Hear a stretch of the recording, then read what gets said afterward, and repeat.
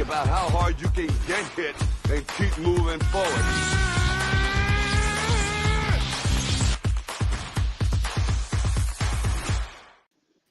Boom! What is going on, everybody? Happy Saturday. Welcome back to another episode of Kicking It with the Bloodline. It's always your boy, TK, in the house. And as you can see, I am not alone. I got my Bloodline family in the house. Bloodline, throw your motherfucking ones up, please. Let's go, baby. Big night ahead on Kicking It with the Bloodline. We got AEW Collision. We're watching it along right now. We got UFC 291 tonight. We got Cage in the house. I mean, come on. Let's go. We had some crazy swimming earlier that we're going to talk about. We got the MLB trade deadline that we're going to talk about. We got all sorts of NFL stuff that we're going to talk about. Joe Burrow's injury. I mean, how significant is it? Weeks or is it weeks? All right. We're going to talk about that. Some fantasy football. We got the movie guy in the house himself, the BinBuster, host of the Director's Cut, Greydon. So you know we're going to be talking movie news and what's hot in Hollywood. And what is next weekend? The show of the summer, the show of shows, the hottest event the WWE is going to put on since WrestleMania.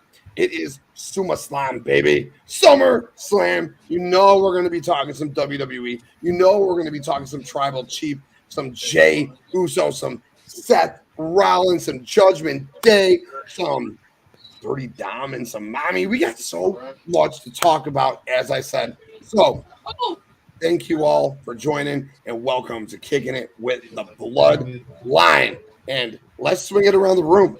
Let's rip around the panel. First and foremost, my boy, host of Cage My IQ, Dan Bakley. What's good, brother? How you feeling tonight? Pretty good, man. I got the prelims on for UFC. You know, I'm going to watch Collision a little bit later. Don't have to worry about scoring it for me because I won't watch it until later on. I'm looking forward to seeing how that main event is going to be for the tag titles. I'm very excited for that one. And I'm very excited for this main event with Poirier and Gagey. So a lot of impactful fighting going on tonight. Bakley, who's the baddest motherfucker around, bro? Who's going to win that fight? Who's the baddest motherfucker? I think Gagey's going to beat Poirier, but it's going to be a tough fight. Shut the fuck up.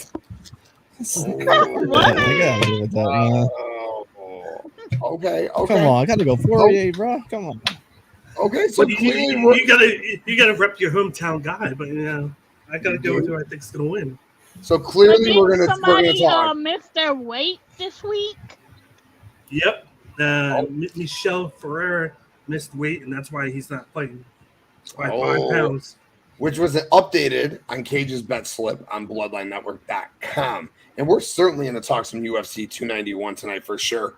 With Cage in the house, check out Cage My IQ doing big things on Bloodline Network.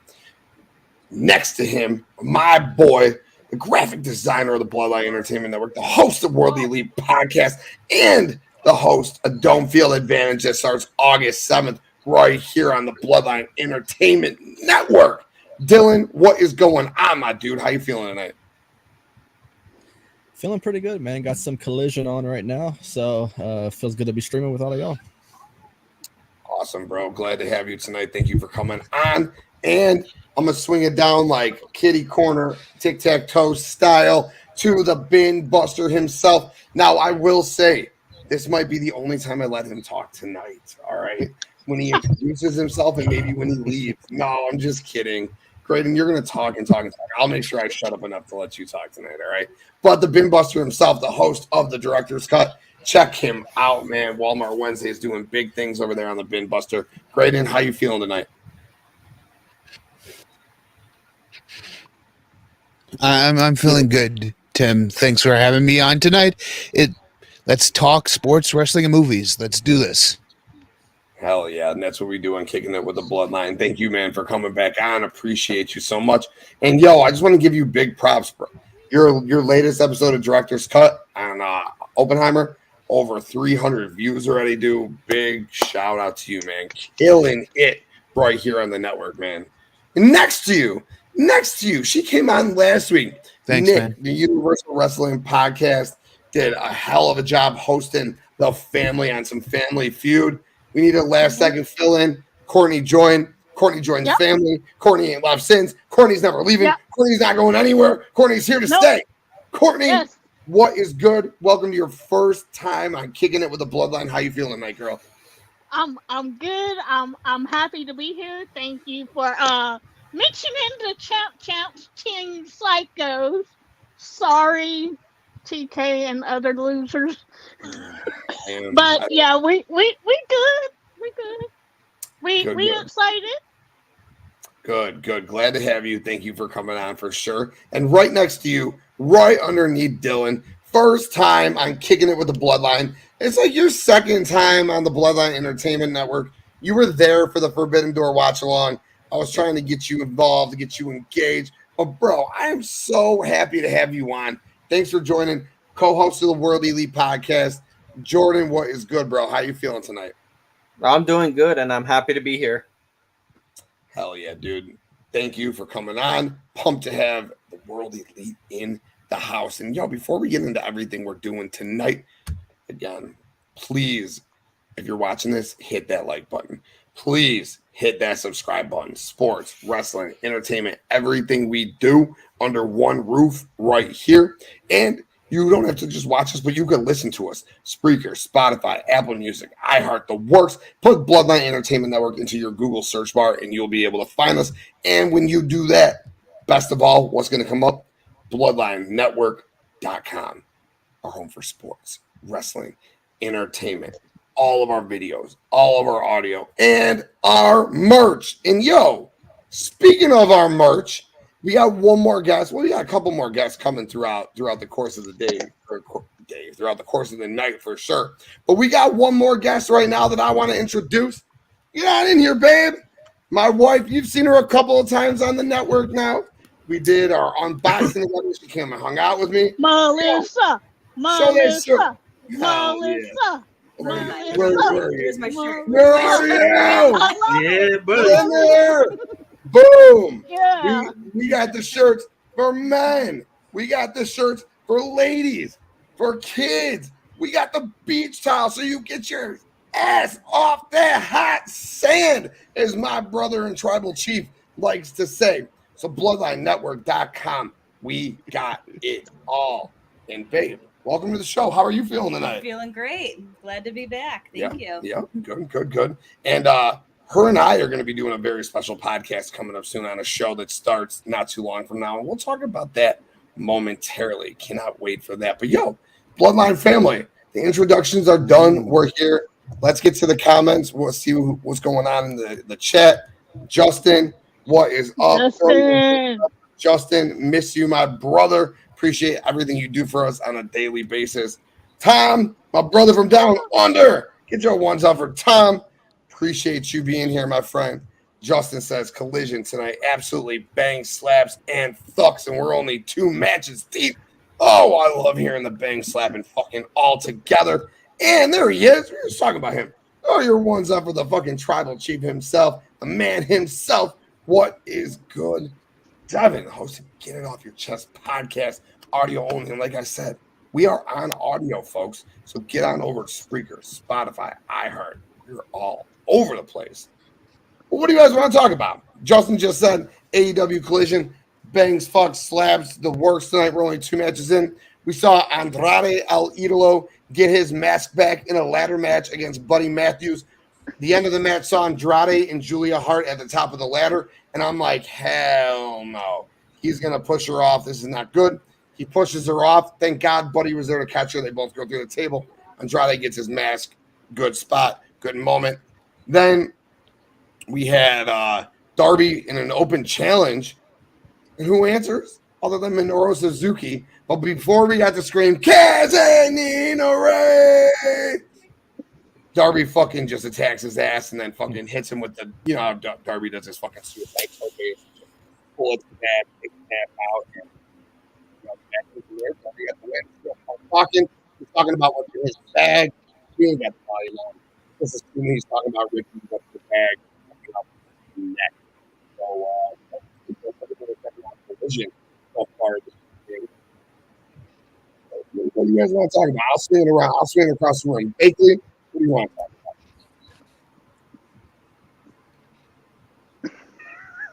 He's like, nothing. I'm fucking out of this. He's like, I ain't talking, man.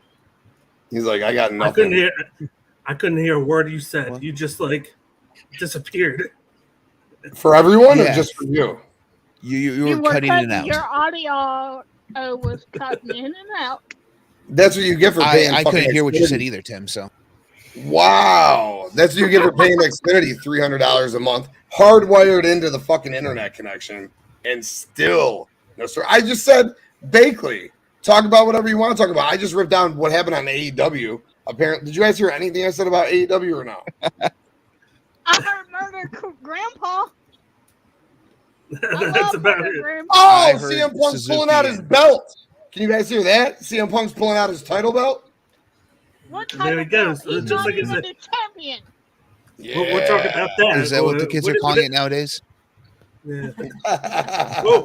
Well, since you brought that up, we might as well talk about that. I feel like that they're gonna make that a collision title, and it's gonna be him against Ricky Starks at All In or All Out, and it would be a perfect way to put some more shine on Ricky Starks to have him win that title over with CM Punk. Have CM Punk put him over again. Like, I think at this point in time with CM Punk doing TV shows, doing Collision, he's a commentator.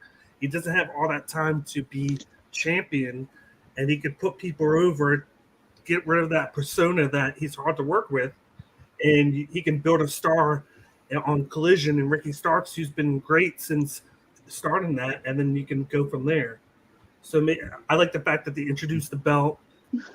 He beats him, and he's like, "Oh, you want what's in the bag?" He was like, "You got to face me again." Boom. You keep that rivalry going. Yeah, no, I love that. I love that. And basically what I just said was before Andrade beat Buddy Matthews in a pretty dope fucking ladder match where him and Julia Hart were at the top of it. He pushed Julia off, which had me fucking tripping out. But Buddy caught her. They fell through a ladder. Andrade grabbed his mask. And then Darby Allin wrestled Minoru Suzuki in Darby's open challenge. Suzuki answered it. But before Kazanina Ray, Darby fucking pounced on his ass and the match started. And that was basically all I had to say, as I guess the fucking screen was popping in and out. And I said, Bakley, go ahead and talk about whatever you want to talk about, which ultimately was what we were going to fucking talk about. So I'm glad we strung into Well, there was that, and then I just saw a leg kick knockout on the prelim. So a guy got knocked the hell out with the leg kick knockout to the face. huh? So yeah, he was like knocked out for CM 20 Punk seconds or didn't so. earn shit, Devin says. I agree with that. Ricky's out. Oh, Ricky's out here. Was Ricky out here the whole time? Mm-hmm. I don't know. Yo, did CM Punk say that he earned the title? Or is it? Oh, yeah. He's He said, saying that for weeks. Blah, yeah, blah, blah. I earned the that, title you know. when I beat Moxley. I mean, Yeah, he kind of yeah. did. He kind of did earn the title. Yo, what's good, Marcus? What is good, man? Hope you're having a good night, my friend. Enjoying your Saturday, enjoying your weekend. World Elite Heavy in the house. Great stream earlier this afternoon, brother. Wow, First Lady, what is good? What's good, First Lady?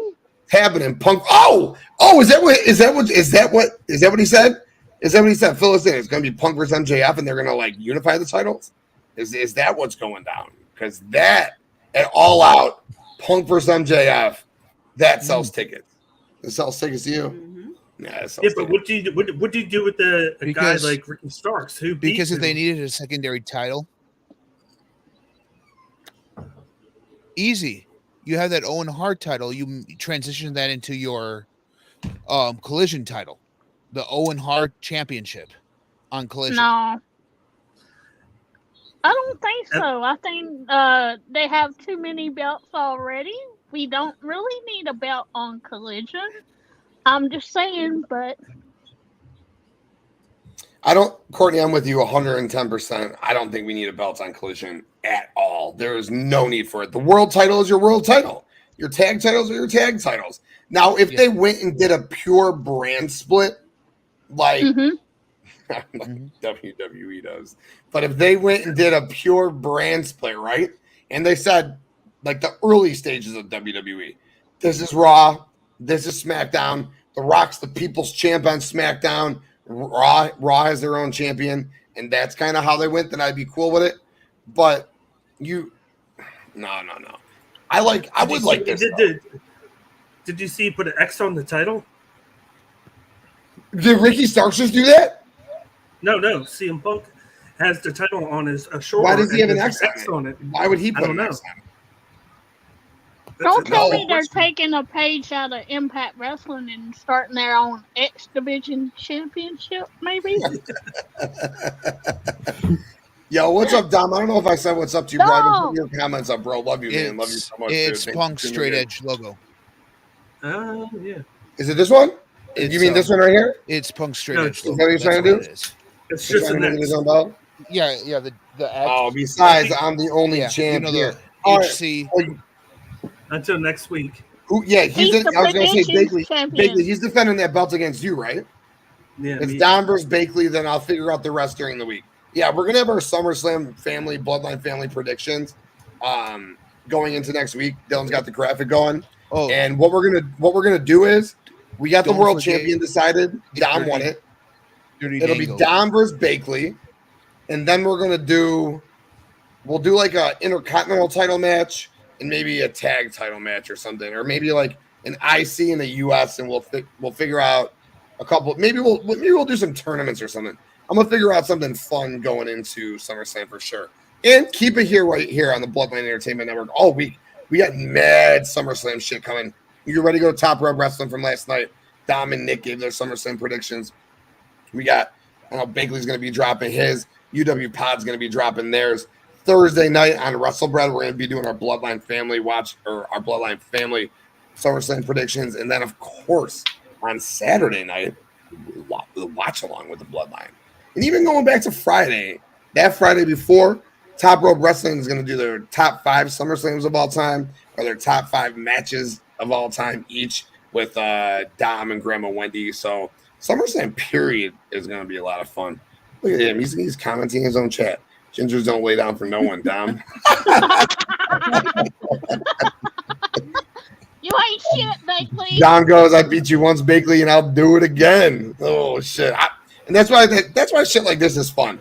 Dom straight up called the shot. Dom straight up goes, I'm going to win this shit. And he fucking beat 10 of us, and he won it. Now we'll see if he can defend it. Defending it is the most important part after you get it, for sure. CM Punk and Ricky are still going. Ricky is old Ricky again. Ricky's got the sunglasses. He's got these overalls on that are television. It's actually not overalls, but it's some sort of like. He's got the vest on that you would wear for a wedding without the shirt or anything. Exactly. And really quick, let me see what we got here. We got a new episode coming soon. Let me play this quick promo while I got you guys here, all right?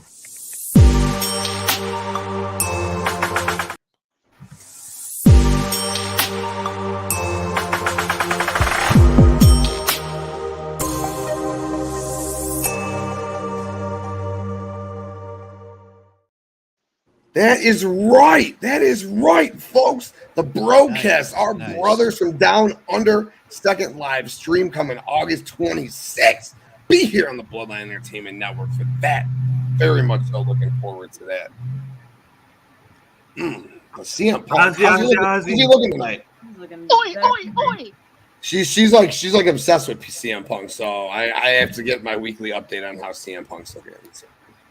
What are they saying? I got it on my phone, but I have it on mute.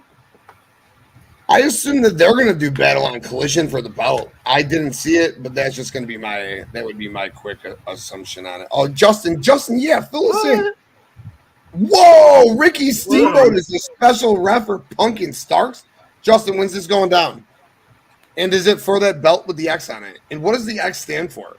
If you could fill us in on all of that, that would actually be great. Hey, the X probably stands for the new Twitter. Boo.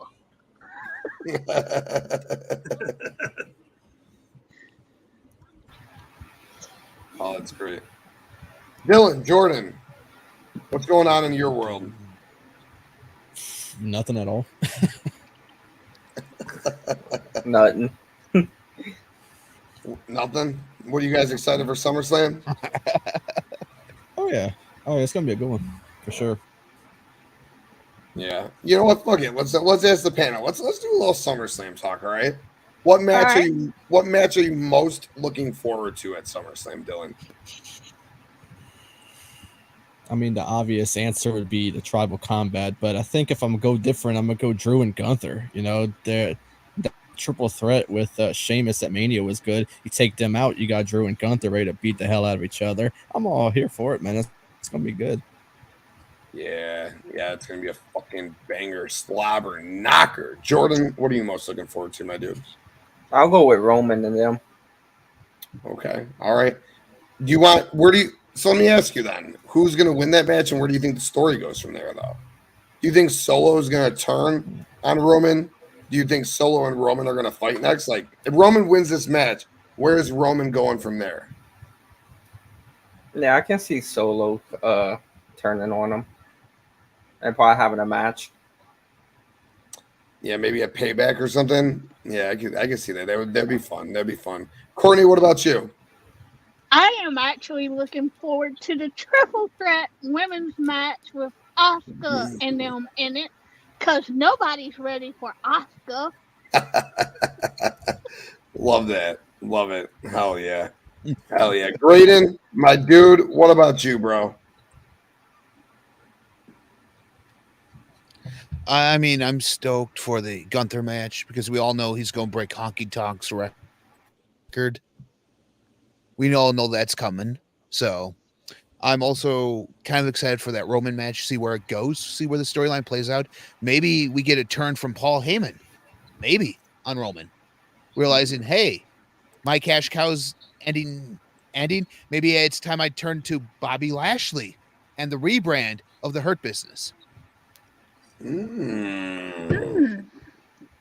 Now that. Hey, do any of you see maybe Rikishi coming in? Because that's who I was thinking would be coming in to help Jey. If they were to do that, I think that makes more sense than The Rock. Obviously, The Rock's got a whole plethora of things going on. I know he's in Hawaii meeting cancer patients and stuff like that. So he's doing his thing. Let him do his thing. He's not coming back to wrestling unless he's in the Hall of Fame. Interesting. Okay, that's very interesting because the dirt sheets are reporting The Rock is coming to wrestle Grayson Waller at SummerSlam, and I was going to bring that up in a little bit. And speaking about the dirt sheets, our boy, let us say what's good to our boy Dirty Dan, Dirty Dango. You know, maybe he'll rewatch this, maybe he won't, but he is live in that crowd in Collision. Yeah. I hope you're enjoying yourself. And our girl Kayla out of GalaxyCon right now. Hope they're both enjoying themselves, doing it big tonight. But yo, Bakley, Cage, SummerSlam. What match are you most looking forward to? I got Logan Paul and Ricochet. I'm looking forward to that one, and I want to see how Ricochet does with Logan Paul if they put on a great match, because it's somebody that's not top tier, a main eventer that can really carry Paul. So we're going to actually see what Paul can do with his skills with somebody on the mid card like Ricochet.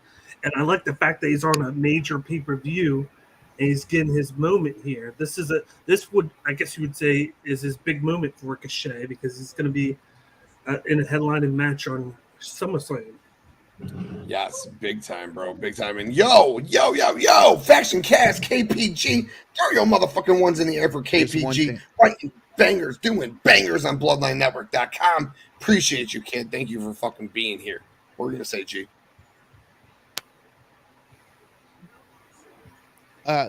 There's one thing I'm not excited for, and that's LA Knight in that Battle Royale. Yeah. That's what I'm not excited for. Yeah. He should be actually having a one-on-one match with somebody. You know what? We'll get our complaints in. But right now we're asking what we're most looking forward to, because I got a couple of complaints myself. Yo, man, I love every time you say that. It makes me feel so good, dude. That makes me feel so good. I know He Bakley needs hates. to stop lying to you. That's what he needs to do. Babe, I already know your answer to this I'm question. sure you do. I already know Probably your beer. answer. Her answer is going to be, I don't give a. I was gonna say I don't give a shit about SummerSlam. So, babe, what Good match point. are you most looking forward to at I SummerSlam? don't give a shit about SummerSlam. The Bloodline, though. Come on, tell me you're not interested in that Bloodline story. Oh my God! Did you see Rock Hard right now? Dude, With the cardboard cutout of Jay White. yes, he's counting the abs. He's counting Jay White's abs on the fucking the cutout. Yo, you're not excited for Roman Reigns and Jey Uso?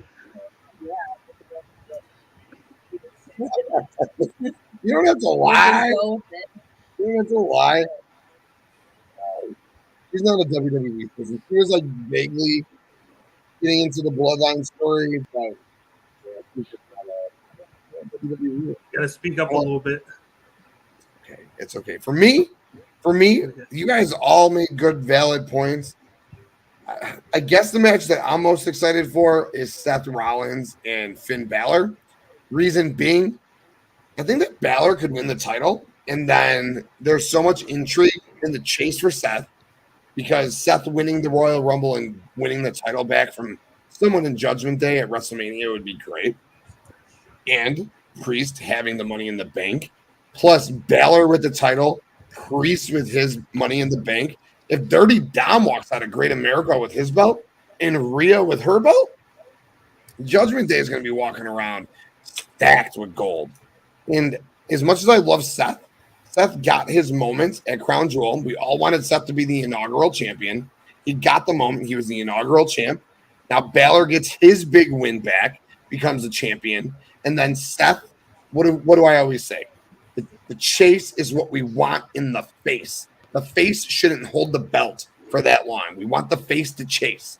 So let Seth chase Judgment Day, and he wins at WrestleMania. And that's what I want to see. So that match I'm so much looking forward to. But Bakley, you hit the nail on the fucking head, bro. I saw on Twitter, someone wrote like, oh, it's Ringside News, that fucking shitty sheet that we talk about. I saw someone write on Twitter, they did, that Ricochet is being devalued and underused in WWE right now. To which his fiance, maybe wife at this point, retweeted, quote tweeted, and goes, how would you even say that? He is getting more spotlight than ever before. He's got a huge singles match against a superstar at the second biggest show we do. And you're sitting there saying he's not used. What is wrong with you, Steve Carrier, you fucking jizz? Idiot. Look at him at the Royal Rumble. Look at the Royal Rumble. He had a big spot there with Paul. He had a big spot in Money in the Bank with them. And now he's getting a big spot at SummerSlam. 3 of the 5 main pay-per-view premium live events. And he's going to be featured within big spots in all 3 of them. It's crazy. That's huge. But, by the way, we have news in NFL. Jonathan Taylor requested a trade. Oh, okay. Interesting. He's waiting for a decision from the team to see if they'll grant the trade request. Well, that means they're not going to pay him his money he wants then, right? More than likely, no. And if I were them, I'd probably trade him right now because of his injury history. Oh, yeah. I mean, we always Streets has been telling you for 4 years now, running backs don't matter. If the NFL isn't telling you what Streets has been saying for the last 4 years, then I don't know like what the message is. They're telling you running backs don't matter. Flat and simple. All you recycle them. You can get a 4th round running back, not pay him, use him for 4 years, ship him on out. That's why, but teams who take Jonathan Taylors and Saquon Barkley's and Ezekiel Elliott's, you got to pay them. Why do you use that draft capital on a top 10 pick and then not pay the guy? The Cowboys paid Zeke. did it work out for them? I don't know. So look at every team that's won the Super Bowl in the last 10 years. Their average pay for running backs is $2 million. Not even. And their starter made probably average $900K to $1 million. And that's just for the starter. Right. And that's why I don't get why these teams spend that draft capital on a first-round running back if they're not going to pay the first-round running back. Why spend the draft capital? You know you're going to have to pay them in 4 years. Why spend the capital on it if you don't plan on paying them? Especially guys like Saquon and JT who have delivered. Sure, they both got injured 1 year, but they delivered outside of that. JT has been crazy good. Saquon is the best dual threat running back in the league as far as skill set goes. So you got to pay these guys. I get why they don't, because they're expendable. But I get their position as well. Pay me or fucking trade me.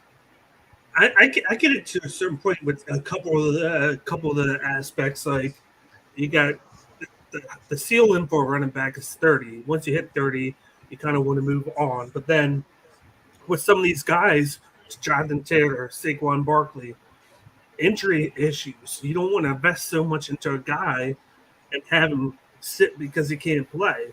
And Saquon finally was healthy this year, and therefore he deserves it. But just because he stayed healthy and they made the playoffs. But you look at the 3 seasons before that, he could barely stay on the field. So it's like, do you want to? That's what it becomes to. Do you want to pay a guy for what he's done, or do you want to pay him for what you think he's going to do?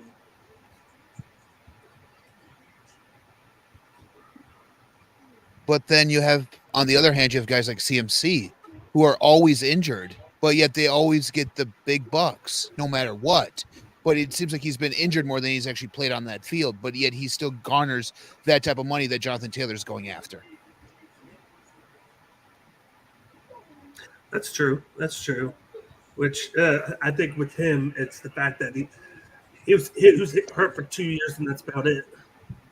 I wouldn't say that Christian McCaffrey is always injured. I say that he's picked up injuries. The 1 year he was legitimately injured. The other year the team sucked, so they kind of like held him out. But man, when that guy is healthy, you know, I just said Saquon's the best dual threat running back in the league. The 49ers aren't going to suck this year, though, TK. No, the 49ers are great every year. Yeah. They have the 49ers have the best 52-man roster in the league. The problem is, and that's what's been their problem, is the most important piece on the field that they don't have. They can have the best offensive line. Correct. They can have the best offensive line, defense, coach, system, scheme. But at the end of the day, if you don't have the guy who could fucking make the proper pass when it matters, it doesn't matter. It doesn't matter. As you saw in the Super Bowl when they were up 10 points in the third quarter or in the fourth quarter, and my dude came back. We are going to Arrowhead, by the way. So stoked. We're going to Arrowhead for Bears, Chiefs, September 24th. So fucking very excited. Are you excited to go to Arrowhead? Yeah, cool. I'm excited. As you guys know, I'm excited for you. I'll be watching on my TV, but I'll be rooting for y'all. I'll be trying to point y'all out in the crowd. That'll be one game. That'll be one game that I go to that I don't actually care who wins. I won't care. Like so like the way it worked out is my buddy called me. He had an extra ticket and he goes, "Do you want to go to the game?" And I was like, fucking of course I do. But I don't want to go without her. So what we're gonna do is we're gonna just buy her a ticket somewhere in the stadium, and then we'll tailgate, do our thing, and then we'll all just go in together.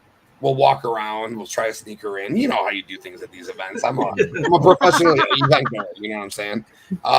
But it's an experience nonetheless. It's Arrowhead. So if you think that I'm going to be fucking sitting in my seat watching football, then you're out of your fucking mind. I'm going to be walking around. I'm going to be looking for food. I'm going to be drinking. I'm going to be looking for statues. I'm going to be looking for things to take pictures in front of.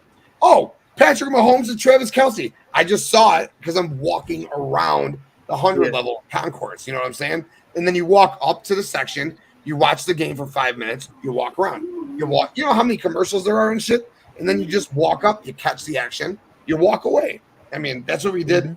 Week 18, she bought me Christmas tickets. Bears game. I'm like, why the fuck would you buy me, dude? I said, are you kidding me? I said, I don't want these. I was like, and it's funny because I literally said before she gave me the tickets, anyone who would go to this game today is a fucking idiot. Or the next day, like that game. I said, anyone who goes to this is a fucking idiot. It's likely Fields isn't playing. It's going to be cold. Who cares? Why would anyone go to this game? Like, boycott the stadium. Fuck this team. And then when I opened my Christmas gift, she goes, what do you think? And I said, hey, we're going to the Bears game. Can't wait. And I only, God, I'm going to sound such like a bitch right now, but I only sit in the 100 level or like close, like 17. Damn, what are you, bougie? What are you, bougie? I am. Yes, very much bougie. Yep. Very bougie when I go. Yep. My buddy Joe made me very bougie, dude. That's why, like, when we went to the Collision, we were on the floor, 4th row. I told her she just met Joe recently after a couple of years. I said, just wait till you meet Joe. The life experience is so different with him, dude. I feel like he's Vinny from Entourage, and I'm fucking Johnny Drama, his brother, dude. And it's just like you just get to live life through him, and it is sensational. But so like those are the tickets I've been used to my whole life. So she buys like fucking 500 level tickets, basically. All right, all the way at the top. We were the 2nd row from the top, and I was like, you know what? Just for giggles, because I've never been up there. Let's just walk up there. All right. We were so winded by the time, and they were like old people, like really big, like I'm a big guy, but they're like really big people, and I'm like, I feel so bad for them. So we went up there, watched Justin Jefferson do his thing for a couple series, and I was like, let's go walk around. But the best part was, so you know what? All my bitching, at the end of the day, it was a fucking hell of an experience, because when you go to a Bears game, you get the tailgate, all right? And we got there actually, it was a fucking horrible experience to start. Our parking pass wasn't legit, so we had to buy a new parking pass. We did get refunded for the parking pass, but then we got to park, got to tailgate. We played Flippy Cup with a bunch of like Teenage 20-somethings. It's like her and I play one-on-one Flippy Cup. We'll do a best of 7. So we'll do 3 cut best of 7. And like the kids next to us were like, do you guys just want to play with us? Like, and I was like, no, we just play one-on-one. We're not playing Flippy Cup because you're playing Flippy Cup. Don't think like you guys are special. And they're like, you will play if you want to play. And we're like, yeah, let's play. So a couple of them played with us, and we did our thing, and it ended up being, and we got the number 1 pick in the draft. Lovie Smith saved us. So like we were there when the Bears got the first number 1 pick in the draft since like 1939. So like it was history. So at the end of the day, even though Fields didn't play, it wasn't very cold, and we got tailgate and had fun. Vertigo from the seats. We had vertigo from the seats, and we got stomach poisoning from the sausage because they were out of hot dogs. And our parking pass wasn't valid. But after all of that, you know what? It was still Merry Christmas. a very fun game and experience. Marriage, the stories you can tell. But it was fun. I'm gonna stop talking. All right. I want you to. It's kicking it with the bloodline. It's not kicking it with TK. All right. You guys, Right. Dylan. Last game you went to. How was your experience? Talk to us about it. Dylan's Man, frozen. Jordan. No, Dylan. I'm just kidding, Dylan. I guess. Yep, Dylan's gone. Yo, Devin, if you're watching, I'm switching to fucking Streamlabs. StreamYard, you could fuck off for it. $50 a month I pay for this shit. This shit. Courtney texted me, you're fucking freezing and shit. Fuck you, StreamYard. I'm fucking hardwired into 300 megabytes. And then I tested Hey, I gotta watch his back, you know. Oh, yeah. Yo. Kayla, my girl. Throw your ones up for my girl, Kayla. What is up? Miss you here tonight for sure. Yo, BC, my Chicago brother. Put your ones up for BC. My girl, Kara, looking fire. Mercedes is one of the baddest women on earth. She'd make Rousey scream for mercy and call her mommy. Shit, okay. Bloodline. And BC, giving them time. Yeah, right. And would you saying that, BC? I think that's what Shayna is gonna do to Rousey at SummerSlam. What do you think about it being an MMA match? I love it, and I was hoping that would be the case. Yeah, that has to be the match, or that has to be it. It has to be it. But anyway, I had a question, and I wanted my boy Jordan to answer it. Okay, what was your last experience at a live event? Like, have you been to a live Saints game? Yeah. Yeah, you go to shit all the time with these guys. I see you're at fucking LSU games. You go to Saints games. What was your best or last experience? Well, the last LSU game we went to, it was hot. It was at 11 o'clock in the morning, and they lost. KPG. Was that the last game that they lost before they went on that run and won all those games before they ran to like number 5 in the country? Because you guys just went this past year, right? Yeah, that was Tennessee. Oh, yeah. That was before Hendon Hooker's injury. Yeah. Mm-hmm. Tennessee looked real good. Then Tennessee beat Alabama. Mm-hmm. And then Hendon Hooker got hurt. They fell off for sure. Courtney, my girl. Yeah. What was the last event you've been to? Well, the last event I went to was probably a couple years ago. A big racing head. As you can tell, I love Formula 1, IndyCar racing. Gotta get NASCAR when NASCAR is in your town.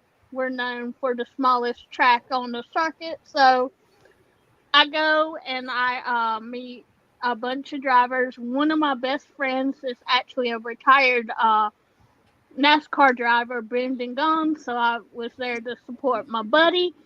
Awesome. And we always go to turn 4 because that's where you get to talk to the drivers and my boy Jeff Gluck. Shout out to him because he's NASCAR prez.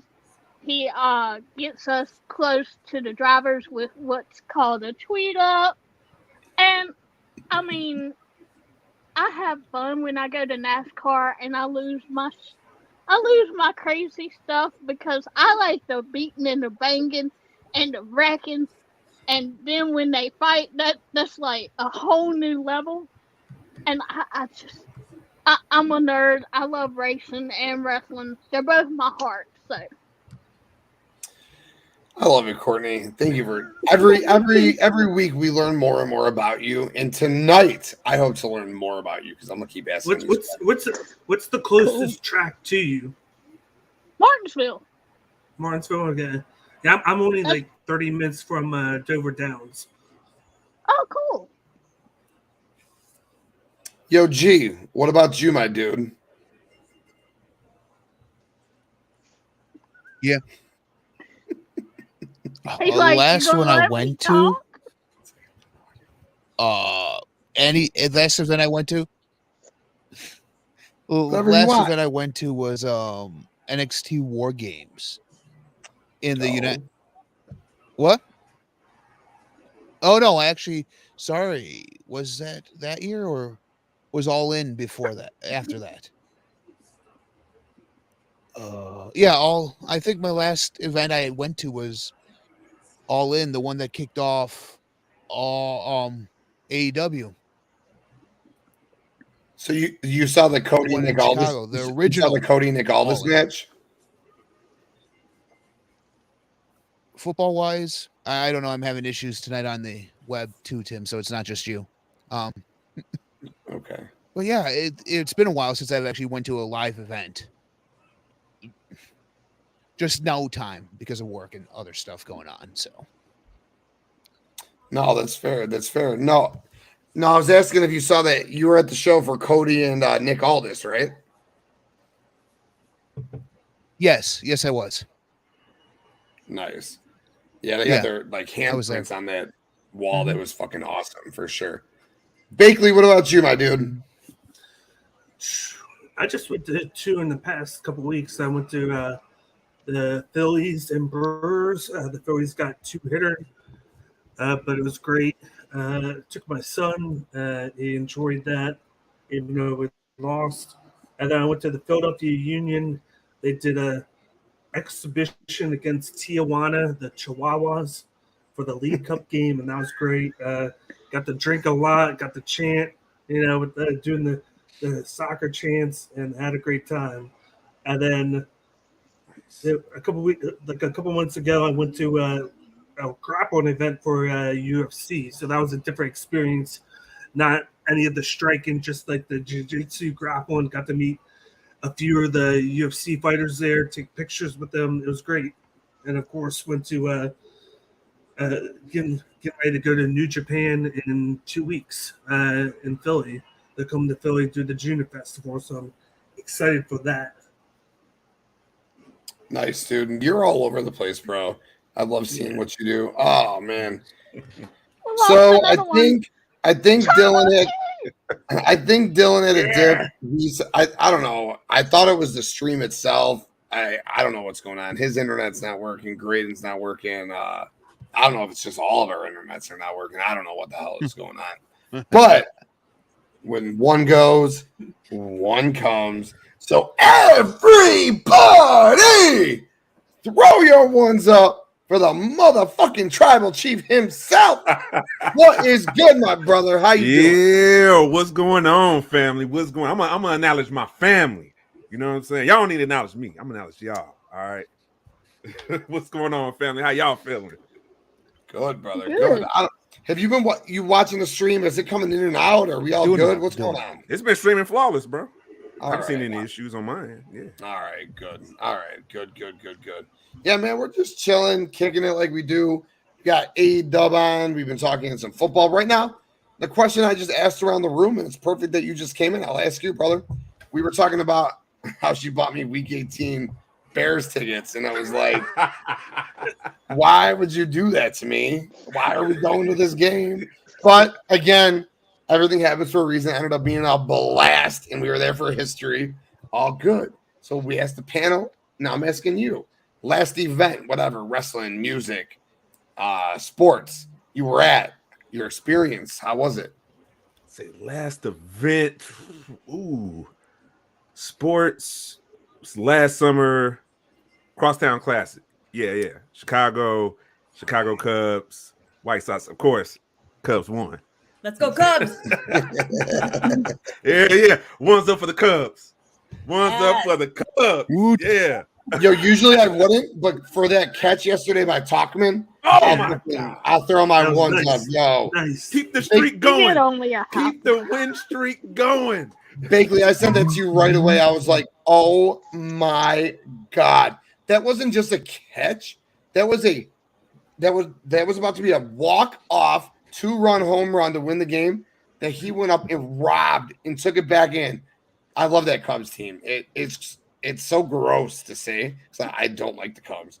But that team going into the year, I even told you, I said, with Rossi, they're an eclectic, weird group of energetic dudes. When you put a weird group of energetic fellas together, they got that kind of weird energy with a good, weird, energetic leader. Weird shit can happen. And they're in a bad division. They're 3.5. I don't know if they won tonight. They played at 6. They were 3.5 back of the wild card, 4.5 back of the division one, and 7 games in a row they've won, sitting at 500. I sound disgusting. I said it earlier. I got off of work at like 4. We took a walk with the kids, stopped at the bar. I talked to the bartender. He's a huge Sox fan. We just sat there and shit on the Sox for a straight hour. I'm not going to do that right now. But it sounds gross, like saying what I'm saying about the Cubs. But if you guys if you go and trade for a starter right now, I know the Cubs brass wanted to trade Stroman because they don't want to sign him. But you guys should be trying to trade for Dylan Cease from the White Sox. You guys should be trying to get an ace right now with Stroman. You guys could do some business in the playoffs. Bro. Go get Contreras back. They don't want him. The Cardinals don't want him. They hate him. He's a DH. You don't even catch for them anymore. Go get Contreras back. That's true. Let's get him back. Let's think about October baseball for Cubs. Oh man, it makes my heart flutter. my boy Sanjay said that the game yesterday was the most hyped he's been about a Cubs game since the 2016 playoffs. Rush at the end of it was the most hype he's felt since 2016. Wow. Damn. That's what's up. I know my uncle's a big time Cubs fan, so I know he loved the hell out of that. And it was on the Cardinals too. It was on the fucking Cardinals too. That couldn't be much sweeter, bro. That couldn't be. Oh my god. Right? Let's see what BC had to say. Wins of 4 Cubby games at Wrigley. Last one was 2018 versus Cincy. It was a steam bath of 9,700 heat index. Sat in the bleachers, so the Cubs beat the Reds 9-0. Oh, mini wax their ass 9. There you go. Pounding your ass on them bleachers, man. You need a bloodline fucking towel for that beach towel. Get your hot ass off the Cubs bleachers. The bloodline beach towel. You guys should make those little cushions. You know, like the cushions. We got the merch. See the merch? You see the merch? We got the merch. Oh yeah. We got the merch. We got the men's merch. We got the ladies merch. We got kids merch. We got phone cases. We got beach towels. You have cushions for bleachers? You can fold a couple of beach towels up and make it a cushion. Whatever works. Yes. All right, yo, Devin, I'm also going to ask you another question since you just got in. And then we'll spin something after this. We got FTR versus Adam Cole and MJF coming right now. But before we do that, what match? No, that's a stupid question. I already know what match you're most excited for. It's SummerSlam. But the other question was the AEW thing. You said CM Punk didn't earn anything. CM Punk pulled title out of his bag. CM Punk versus Ricky Starks and Ricky the Dragon Steamboat as a special guest referee. Thoughts on the whole thing? Where are we going? Is it going to be Max versus Punk at All Out? What is going on with all this? So they're going to fight over a pretend title? A pretend title? Max is the true champion. That's what it is. We had a tournament. He's declared the champion. Punk, you fucked up. You didn't earn shit. Get the fuck out of my camera. I don't even care about you in wrestling. Like when he's on my camera, I don't care. I literally don't care. And what's crazy, I was one of the biggest CM Punk fans. I was there for Rampage for the big debut. Me and my daughter. We got free ice cream sandwiches. She ate both of them because I don't do dairy. But she had both of them. She had a ball. CM Punk. We was just. I can care less. I don't give a fuck. Because he showed me his true character. That's what I saw. All right. Fuck all the dirt sheets about behind the scenes. I vividly saw his true character. You know what I'm saying? So I don't fuck with those type of people. I got no time for that. I don't care. Even within kayfabe. Fuck that. I'm all about MJF in the real title. I'm about real champions. Hey, they got 2 fake titles, by the way, because the FTW title is not really a title anyway. Fairy Tale World Championship. I'll play devil's advocate. I'll play devil's advocate here. He technically never lost the title, so I'll play devil's advocate there. And that's why apparently he's calling it the Real World Championship because he said he never got beat for it. Oh my God! So they're going back to 1992. The Real World Champion. He's going back there. Yes, he says no one's beat him for it, and he drew an X on it because it's a symbol, and it won't be stolen like his catchphrase. That's what he said. Oh, who cares? Wow! Thank you, Courtney. You're welcome, Bill. Yo, let me ask you guys a question. Another question. So we got FTR versus Team Better Than You, baby, going on right now, and MJF. I love this MJF. We talked about this MJF on the Dynamite show this past week. Me and Dirty Dan. We in some sort of weird, fucked up way, kind of want Team Better Than You, baby, to win these belts. Does CM Punk show up after this match? Do we start to get CM Punk and FTR as heels while MJF, Adam Cole, and Roderick Strong are faces feuding with FTR? Does any of that happen? Does MJF just turn on Adam Cole? Does Adam Cole turn on MJF? What the fuck is going to happen? This is the main event. It is the main event. What is going to happen right now? Jordan. What is going to happen? Jordan, I want to know what you think. Nobody what you got, cares kid? about CM Punk. Get the jackass off my TV, please. And they will. Jordan, what do you think, kiddo? What's going to happen right here? Who's winning this match, Jordan? I think FTR wins. No, and better than you, baby. And maybe MJF turns on Adam Cole. Not yet. The turn will happen a couple months from now, probably. let's enjoy this team. This team's dying tonight. No. You're gonna have MJF go to turn on Adam Cole, and then Adam Cole is gonna catch him No, in the act. And Adam hit Cole's him gonna be instead. the one turn. Yeah, it needs to be Adam Cole. It needs to be Adam Cole. Adam Yeah. Cole. You need to change Yeah. up MJF's motivation to see him become face, and that type of motivation behind MJF, that seems like some money to me. So yeah. Well, like you know how Stax and Tony D played Gallus for 2 months, where they had them thinking that everything was crumbling, and it was just them playing to get that tag title shot.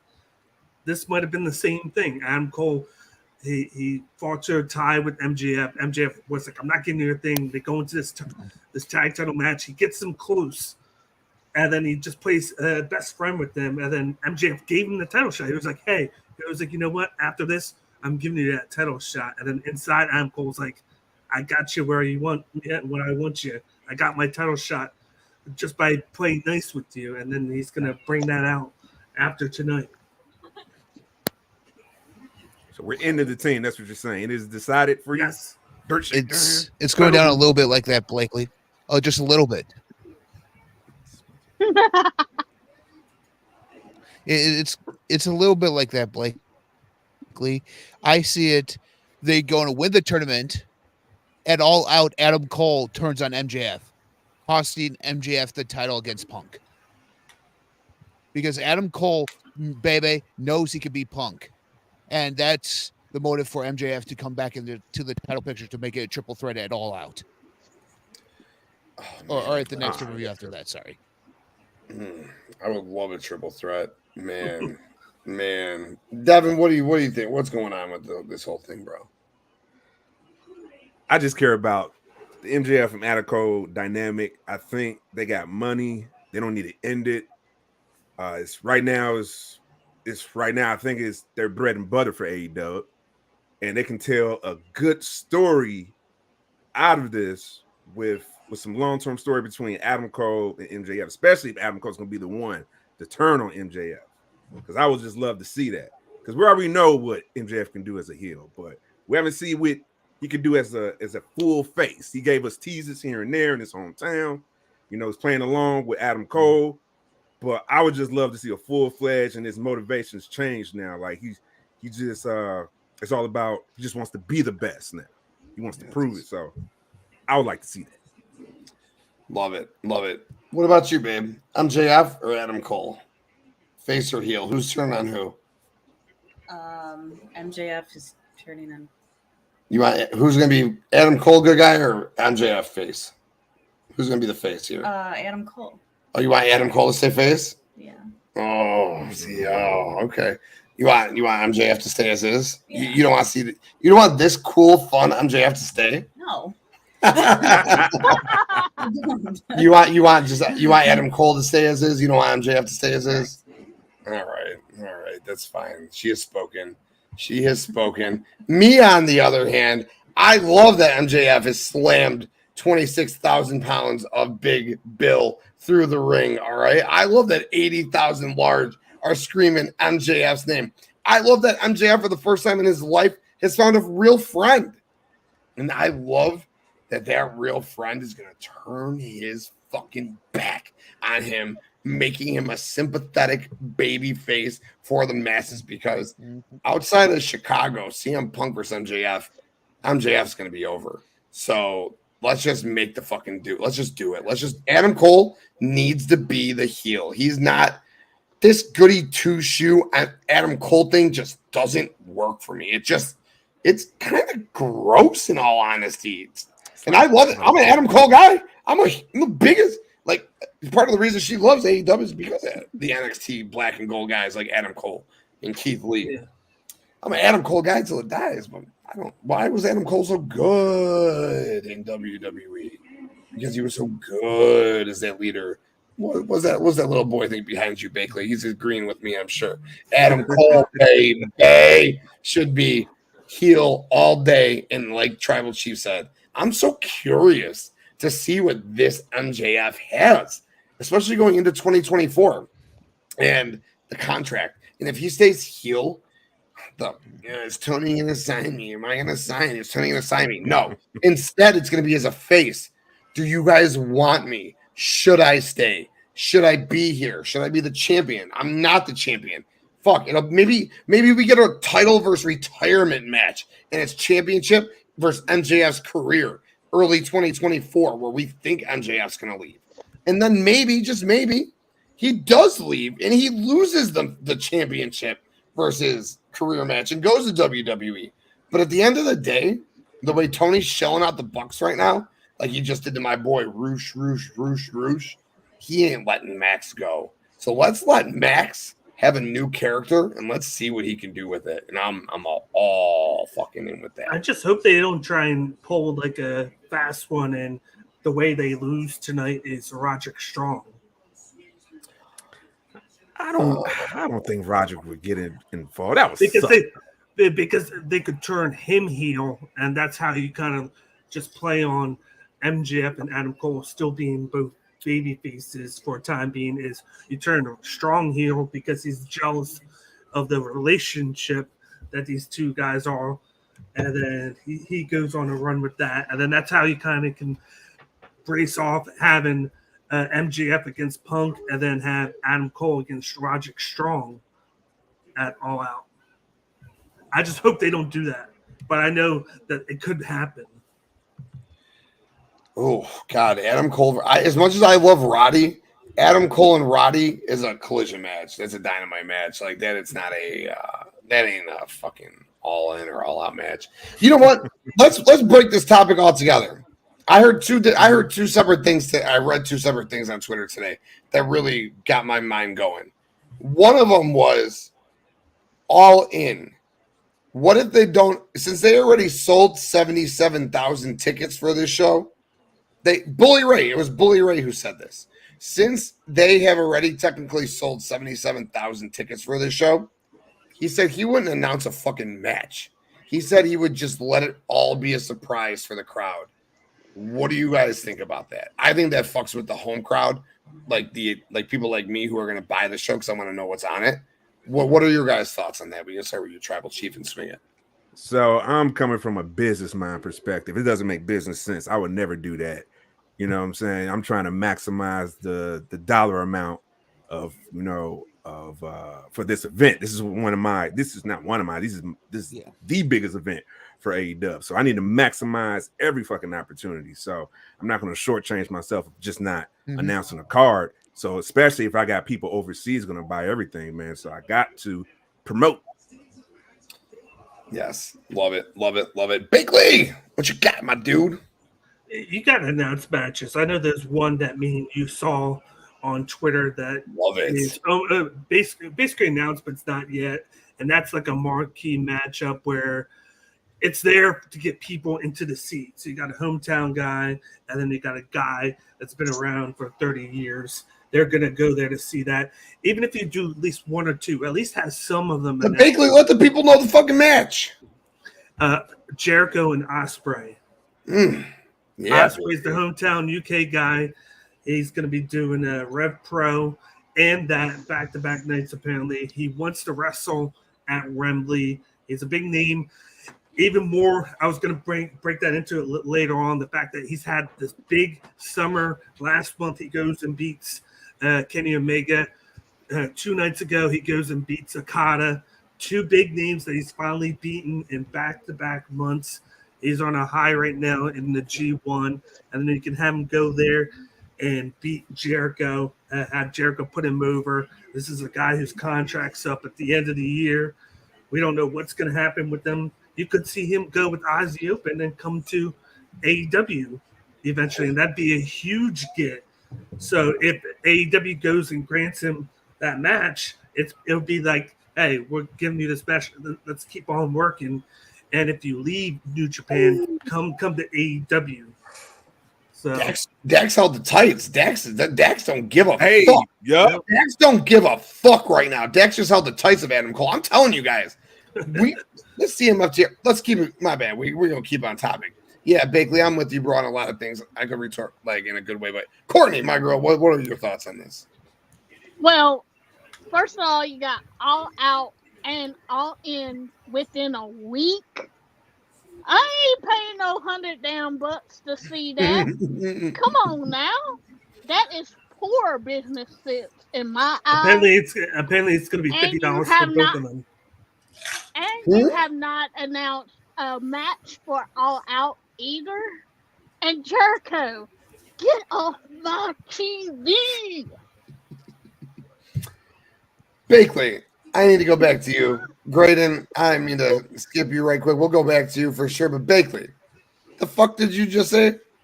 Apparently it might be $50 for the both of them, a special price to get people to still watch both of them since it's going to be a week apart. I told you this. A lot of people think it's going to be 15 matches here, 15 matches here. I have a feeling it's going to be, this is their way of fixing the problem last year where there was 15 matches. You have it 7 here, 7 here. Both are a couple of hours, and you still have plenty. And you can throw 1 or 2 matches on the prelim for each one if you want. So it kind of breaks up in half, and then you kind of spread up the big-time matches on both weeks. And it could be like a part 1, part 2 type thing, one in the UK and one in Chicago. It's funny that you mentioned part 1, part 2, because we're going to talk about that. That's the next topic. But I don't think that's going to happen. I think one's going to be specialty, one's going to be story. As I've said for months, all in's going to be specialty, all out's going to be story. Greydon, what are your thoughts on this? Should they announce matches or should they not?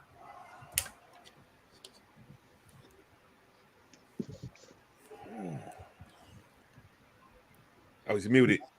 You mute. Did you mute me, Tim? Jeez. Yeah, I did. Actually, I you, did. man. I did it on purpose. But I gotta agree with Devin on this.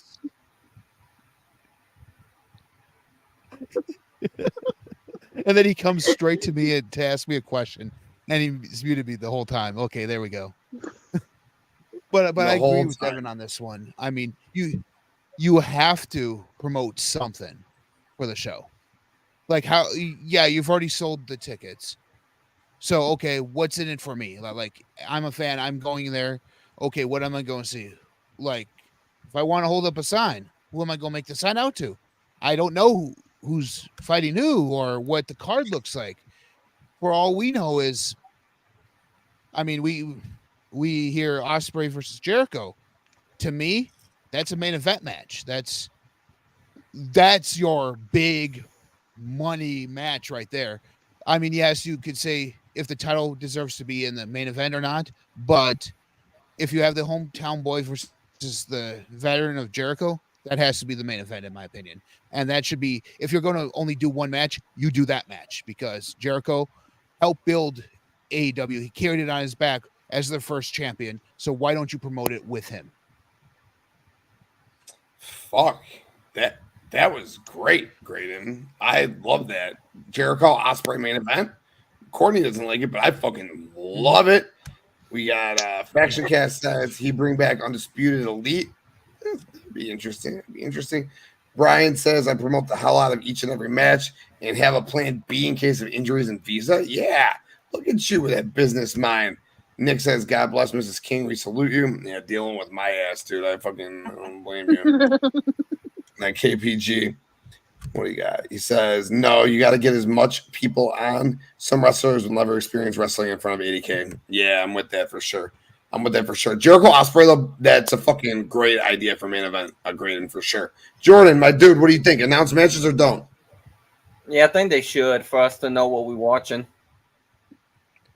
Yeah, hell yeah, that's fair. Are you more excited for a specialty show like All In or like a storyline show like All Out? All Out. Yeah, me too. I'm more excited for All Out as well. I'm with you, mainly because we're going to be there. But I'm more excited for All Out, period. For me, you got to announce fucking matches. Yeah, it's the thing you got to do. It's a wrestling show. If I'm sitting at home on my couch, if I don't know what I'm fucking watching, I'm likely not buying the show. This show I'll probably buy. I would buy either way, but based on what they're doing, You got to announce fucking matches. What do you think? No, it's common sense. Of course, you have to announce it. And what do you think about Will Ospreay and your boy Jericho? Sounds like a very sexy match. So, I mean, I'm down. Yeah, she loves Jericho and Ospreay. He's a G baby. Yeah, you got to announce matches. You got to announce matches for sure. And then my second question was, I don't know who brought this up, but SummerSlam right now, we're looking at like 11 potential matches. Oh, kicking the dick by MJF to fucking Dax. 1, 2. Oh, Cash with the hot save. But we're looking at 11 matches for SummerSlam. The United States title is not on the fucking show. All right. Santos is going to have to get his title shot on SmackDown. So my question to you all, and we'll start with Jordan and we'll swing it this way this time. SummerSlam, should it be 2 nights or should it be 1 night? Oh, what? Yes, please. Uh-oh. Oh, my God. MJF just saved Adam Cole. MJF, what the fuck? MJF, package pile driver. Oh, no. Roll up on MJF. 1, 2, 3. Dax pulled the tight. Dax is going heel. FTR went heel. Oh, shit. FTR won. Dax cheated. They cheated. FTR cheated. MJF sacrificed himself, bro. What the? Why, that Devin? caught me way off guard. Because he wants a friend. Because he has a friend. He has a friend. Shit. Look at the crowd. The crowd all wanted. Yep. The crowd all wanted. They better than you, baby. Wow. Oh my God. Where's my remote? I don't got it. It's all right. I'll rewatch this. Yo, FTR going heel. About cheaters, though. You know what I'm saying? He's a hypocrite. Come on. Thanks, baby. Yo, big time cheaters. Yo, big time cheat. Yo, I'm with it. Boo FTR. Boo FTR. Yo, we got Brian FTR with a systematic cheating. I'm with this. He tried that multiple times. Oh my God, Adam Cole shaking his hand after they cheated. He doesn't know they cheated. That's why. Yeah. Adam MJF Cole didn't see pissed, it. Man. MJF is pissed. Oh my God, dude. Look at MJF, man. He breaking down. Devin, I hope you could break the solo out on me right now. I wish you could. But Cash Wheeler on these HGHs that he's on. Oh my God, that dude is a motherfucking beast. Yeah, screaming. You can solo me. Solo. Yo, Cash Wheeler is a stud. Jesus Christ. What happened? Oh my God, poor Max. Oh my God, he lost his friend. He really wanted this, man. Max. Oh, Adam Cole's going to turn on him right now. This is going to be so sad. But we're going to get what we wanted. Look at Adam Cole. Yeah, but it's too early to turn. I don't know, man. Like, this seems real eerie, like NXT turning. Like, I'm going to talk to you. I'm going to talk to you and I'm going to turn on you because you know why? Because Tony Khan isn't booking the show. Someone else is. Like, same thing he did to Kyle O'Reilly. He was just talking to him out of nowhere to super kick the shit out of him. Did you see they brought in Scotty Tuhati as a producer? Good. He knows what the fuck he's doing. He was in black and gold. Any black and gold, give me, please. Yeah. Oh, shit. He's looking at him. Oh, come on. No. Hit him with the bucket. Come on. No. Come on, man. No. Don't do it. There you go, man. Adam Eat Cole. that L. Just eat it. Embrace that shit, man. What'd you say, babe? Adam Cole knows it's coming too. Don't do it. Oh, shit. Look at Adam, bro. He's like, just do it. Do what you got to do. No. Motherfucking storytelling. We got some motherfucking storytelling, bro. Oh, shit. Clip this shit. 114. Trouble chat. Hey, Lil Blakely. What up, Lil Blakely? The rear one's up. He said, what's up? Hey. What up? My dude. Shit. Hey, I'm with that, bro. Hey. Hug. Yeah!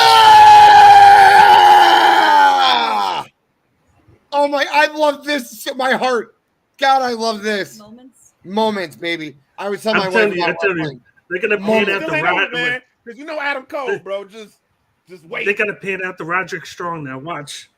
Oh, shit. I'm telling you. Is he on this? Oh my God, he's going to clothesline him. Don't clothesline him. Don't do it. Sweet Don't do anything. Just super let it kick. breathe. Super kick. Just Don't do let it go. anything, Adam.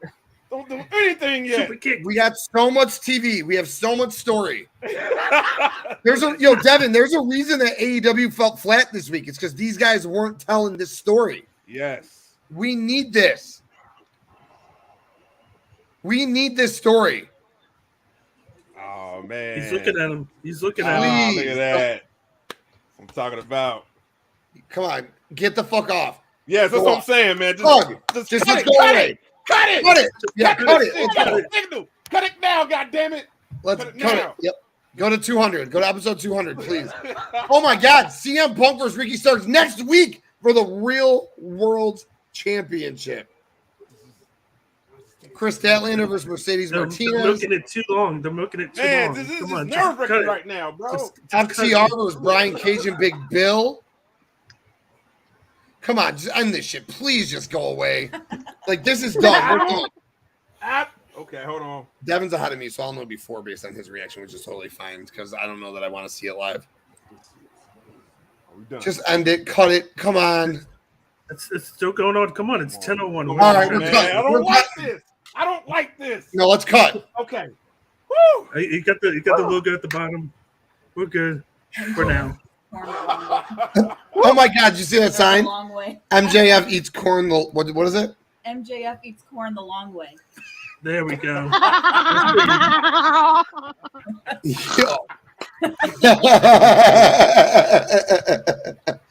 Yo, that was a dope ending to that show. Oh, yes. Woo. I agree. Good stuff.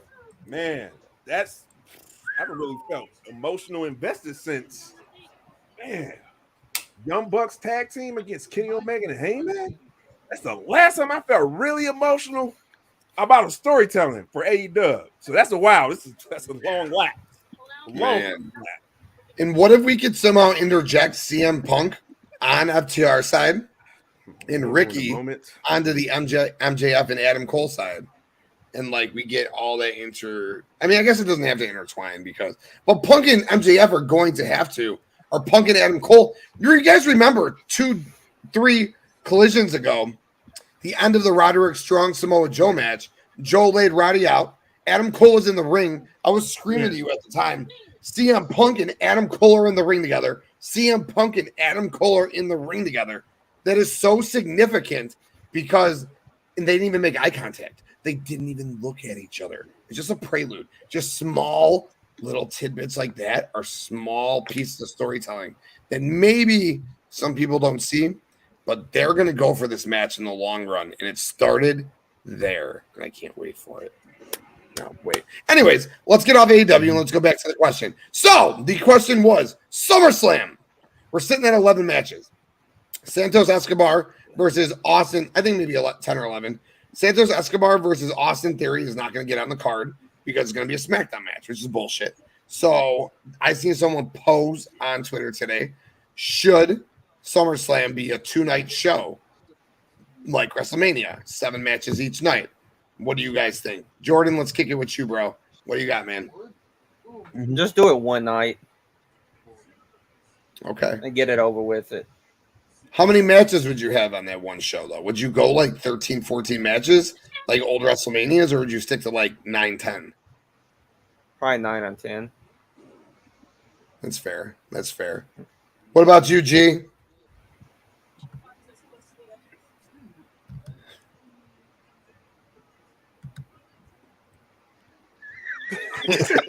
Now, this time I did it. Tim. The last time I did not do it. That time, if I was going to be accused, I was going to do it. Okay. No, that time I did it. All right. No other time have I done it. Honestly, if you place it at 2 nights, it kind of takes away from WrestleMania being at 2 nights. Then what are you going to do? Have Survivor Series and have the Royal Rumble 2 nights? I mean, granted, you can have the female Royal Rumble main event one night and then the male Royal Rumble match main event the other night. I mean, I'm for that for the Rumble, but SummerSlam doesn't really make sense unless you're going to hype it up like they used to as the biggest party of the summer. Like you make it almost like a what is it, Starcade? Yeah, you almost make it like the WCW version of you almost make it like Starcade, and then it's the second biggest pay-per-view on the other side of WrestleMania. Then you can do it 2 nights. But total match count, I should say, should probably be 8. And if they're going to do the United States title match on SmackDown, then maybe this Slim Jim Battle Royale could be for Austin Theory's or Santos Escobar's United States title that same night. Interesting. Okay. Courtney, what about you? What do you think? I think since WrestleMania, the grand stage of them all, is 2 nights, we just keep it at 1 night for SummerSlam. Have your pageantry, have 1 or 2 celebrities, break it up like that. Do not have sucky musicians, please. But I see about eight matches It's Detroit. as It's gonna be minimum. Yeah. But yeah, I see about 8 matches happening. I would say there'll probably be 2. Yeah, there'll be probably 2 women's matches because they could put NXT in there too, So you never know, but we do have No Mercy with NXT, so we'll see. It's going to be interesting. Yeah, very much so. I'm looking forward to it. Bakley, what you got, my dude? It has to be 1 night. I don't think you can do 2. You keep WrestleMania as the only one with 2, kind of keep his prestige, the biggest one. And I'm kind of like not fed up, but it's kind of weird though because you announced the Battle Royal, but then that seems to be like the filler match that they came up with this week to replace the tag title match since Kevin Owens can't compete because of his bruised ribs. They were supposed to have a match. They take that off. So it's like, why would you make this Battle Royal and not do the U.S. title unless the whole big thing's surrounded by L.A. Knight? That's your way of getting him on the card, make the people happy because everybody wants to see him here. But then it's like what I said before. Basically what's happening, they switched the roles with the IC and the U.S. title. The IC title is now important again. It was all year, but it's getting the pay-per-view time. And now that the U.S. title is on SmackDown, it's relegated to being defended on only SmackDown. So it's like, when are you going to have both be important like you wanted it to? This was the reason why the Tribal Chief is taking all this time. Because you're getting these mid-card titles to make them more important, and you're only doing one, but you're not doing the other now.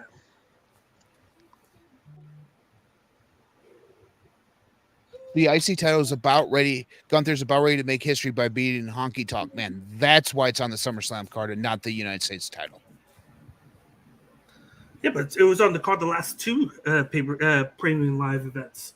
And Theory has been no-show. And it just shows him that he's a fighting champion, unlike our Tribal Chief, Roman Reigns. Oh, fighting words. Is it fair? What do you have to prove? He's the Tribal Chief. I don't get your argument there. He's already the Tribal Chief. He has nothing to prove. He has nothing to fucking prove. He's a heel too, so. yeah. Holding a title for 1,000 days and only having like 10 title defenses. Yeah, perfect. That's something Love to it. be proud of. Yes, more heat. Yes, just like you. Got that mean face. Love it. That's the reason why.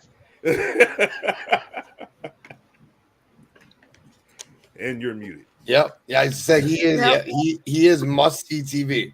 When I know what the Tribal Chief is on, I'm going to Fox on Fridays. If the Tribal Chief isn't on, there's like a 40-60 chance I'm going to Fox on Fridays. Like, he is that important to me. Like, 100% important. He's there. I'm watching. It is that simple. Tribal Chief, 2 nights, 1 night. I think I already know your answer. What do you got? Of course, 1 night for SummerSlam. yeah, just keep the appeal for WrestleMania because it is, like everybody said, it's the biggest show. So it should be the only premium live event to have 2 nights. Now, SummerSlam, it sucks that they're not having the U.S. title on there because I think that is a misstep for the prestige of the U.S. title. It has so much history behind it, and it could have turned it into a triple threat to include LA Knight. I think they teased that. I'm like, and then they just went a totally different direction with the Slim Jim Battle Royale. So I think that's just a small misstep, but it could rectify itself because they're really behind LA Knight and they're just trying to give him a good spotlight. And in this Battle Royale could prove it. You know, he could have the most eliminations or something like that. So we'll see with that, man. Hell yeah. Yeah. Babe. Yeah. I know you don't give a fuck about one night of SummerSlam. Let me ask you. 2 nights of SummerSlam. What are your thoughts? No, just one. I agree with everyone saying they would take away from WrestleMania and all of that. And yeah, it just makes just one night. It's fine. Yeah, I'm with one night. I could see why you should do 2 nights or why you could do 2 nights. But at the end of the day, just fucking book one night and book it fucking right. You got the roster. Do it fucking right. You still could do it right. This card's perfect. Like, the card itself is almost perfect. If the Slim Jim wasn't there and it was KO and Sammy against, I guess, Damian and Dom Dom, because that's the story they're trying to tell. And then if it was Santos versus LA Knight versus Austin Theory, it's a perfect card. It's a literal perfect card. So to me, I know a lot of people hate this, but I would just kick the show to 4.5, 5 hours, and I would just run 12 matches and not give a fuck. And if you don't want to sit through my SummerSlam, then don't sit through it. But I'm running 5 fucking hours of great matches, and I got Trish versus Becky. I got Raquel versus Rhea. I got Asuka, Charlotte, and Bianca. You want women's wrestling? I got the hottest fucking women's wrestling around. I got the best story in the world in the Tribal Chief versus Jey Uso. The best storytelling in the world in that. You want other great wrestling? I got Finn Balor against Seth Rollins. Are you kidding me? Cody Rhodes versus Brock Lesnar. They've been telling that for months. The culmination of that. We talked about Pretty Ricky earlier, giving Ricochet his fucking spotlight against someone who has earned his spot on this show, Logan Paul. I mean, this is a can't miss fucking show. From top to bottom, I don't see a bad match. And you want to say Shayna and Ronda's going to be, I missed that for the women's. Four women's fucking matches. Come on, baby. And Shayna and Rousey are going to beat the fucking shit out of each other. So who's ever not excited for that, I don't know. And if you don't like Ronda and that's why you're not excited, Ronda's about to go. So you should be excited because Shayna's about to beat her ass out of the fucking company. So get excited, all right? Like this show, top to bottom, outside of what should have been a triple threat United States title match in the KO injury, is fucking fire. Leave it at one night, make it 10 or 11 matches, figure out a way to squeeze it into 4 hours, and call it a day. And that's what I would do. And I think that could sum up the wrestling talk for the night. I'm sure wrestling might come back up. But Greydon, I know you're always saying I don't want you to talk. And contrary to popular belief, I haven't muted you once outside of that last time. But now, my dude, I want you to talk. What's going on in the movie world, bro? I know we had Barbie Heimer last weekend. They were number 4 combined in North American box office history.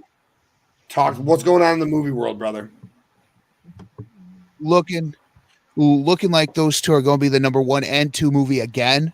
Same place right now. I'm looking at the Friday box office, and literally from taking a 59% dump for both of them, it's still Barbie at 29 million, Oppenheimer at 13 million, and as of Friday, Haunted Mansion's the third movie with 9.9 million. So there's that nice family movie thrown right in there too. So with that, so and it's looking like a Disney in there, and it's looking like that Mission Impossible is going to be maybe 6th for the weekend. Indiana Jones is further down the list. Spider-Man Across the Spider-Verse is still holding strong with almost $500,000 right now. That's looking to break almost $1 billion again. So, because the first one broke $1 billion, this one's about ready to itself. It's going to be one of the highest grossing animated movies and animated franchises ever. About ready to go there too. So, and it looks like the SAG strike is going to probably be prolonged even longer because Disney has have pushed back dates of movies till next year that were supposed to come out this year. And not only that, because we've seen a lot of people out there showing residual checks worth negative money to $0 from programs that they were on, that like Disney Channel and their streaming apps have been going out there. So, I mean, what they're fighting for is actually something worthwhile. And hey, Greydon, has come out and stated that he lifted. It's a delay. Greydon, this strike that we got going on, this affects our TV shows too, right? So like Law and Order SVU isn't coming back till January, correct? Like all my Dick Wolf shows that I love, my Chicago PD, Chicago Fire, they're not coming back till January, right? If they're done by December, if this prolongs until December, like some are saying, it might even be even longer. Well, because you get ready for the new wave of reality TV and game shows on every network every night. But it's the age of streaming that we're on.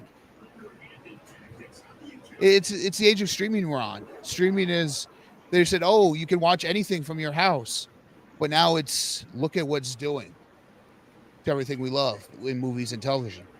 So streaming is ruining it. That's a quick chunk of the world of Hollywood right now. Great rundown, my brother. Great rundown. That strike sucks, man. I get why they're striking. I know a lot of people are like, you make millions on millions on millions, but I get the residuals at the end of the day.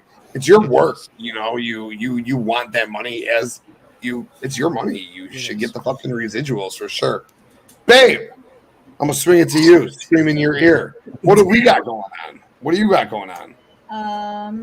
What is it? August 14th starts The Last Resort 90-Day Fiance, which I'm really excited about. Speaking of reality TV. Hell yes. What are we going to do with that?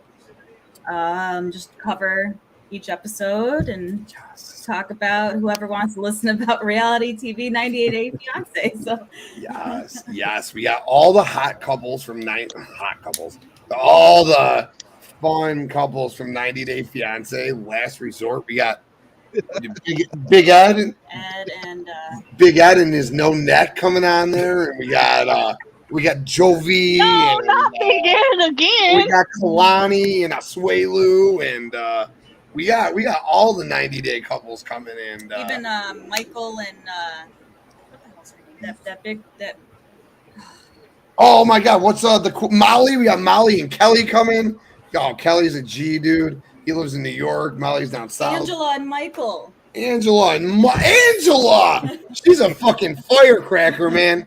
She's like 55, chain smoking. She's supposed to quit. She got lipo. Michael lives in Africa. He's trying to fucking come over. He's using her. It's this whole fucking thing. They've been doing it for 5 years. It's great. We're going to start our own little, we're going to watch the show because we got to listen to it. And then we're going to do a fucking review on it every single week.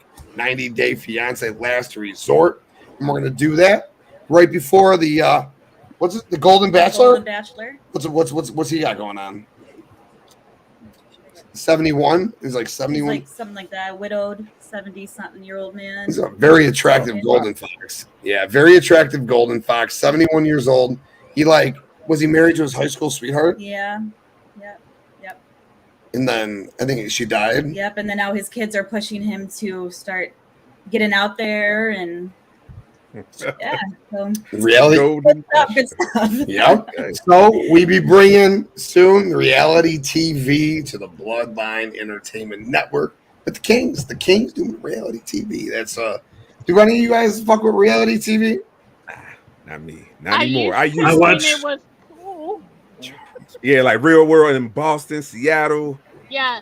Like in the 90s, late 90s, that was my shit. World Rules, but yeah.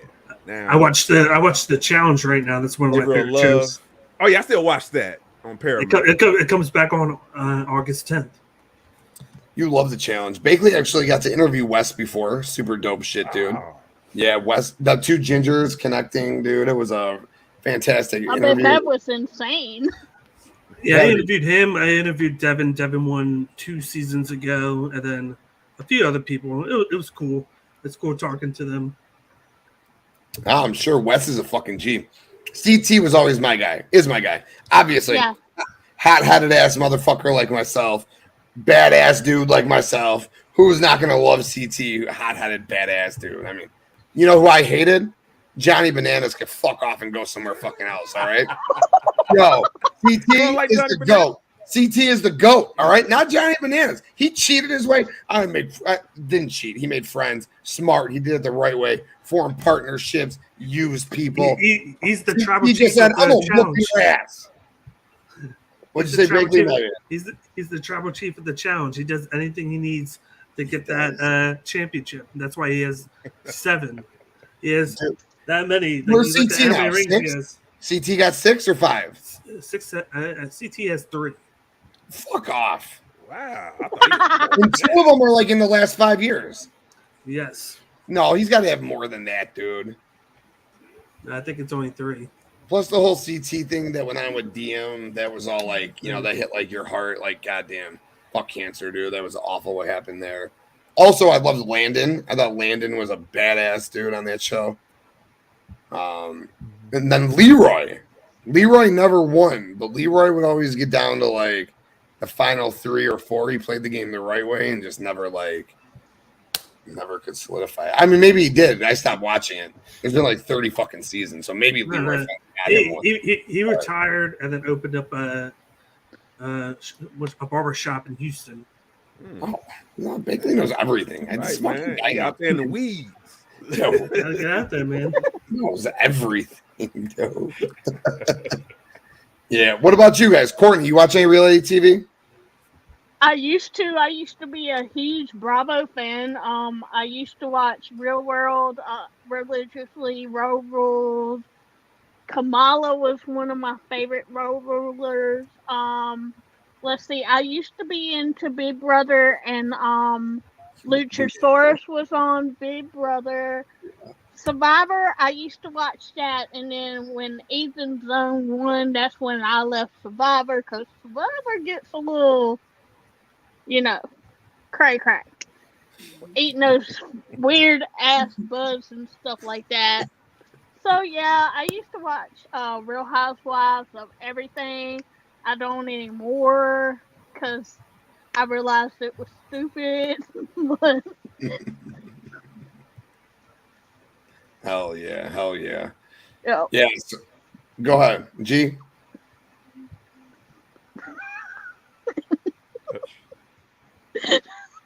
Oh, I don't really watch much of that anymore. I mean, besides Amazing Race and maybe Survivor occasionally. Beyond that, that's my reality TV. I watch Relative Race too. I watch a lot of BYU programming still. So it's a place about Relative Race takes adoptees and they find their biological family. Well, your teammate could either be someone who you're related to or a stranger. So that's been pretty awesome. Oh, that sounds like a fun show. I like those mind game shows. That's really cool for sure. Jordan, kiddo, what about you, bro? What do you watch? It's not reality TV. What do you watch, man? You're just wrestling and sports? Thought he was asleep. Yeah, wrestling and sports. And He was asleep.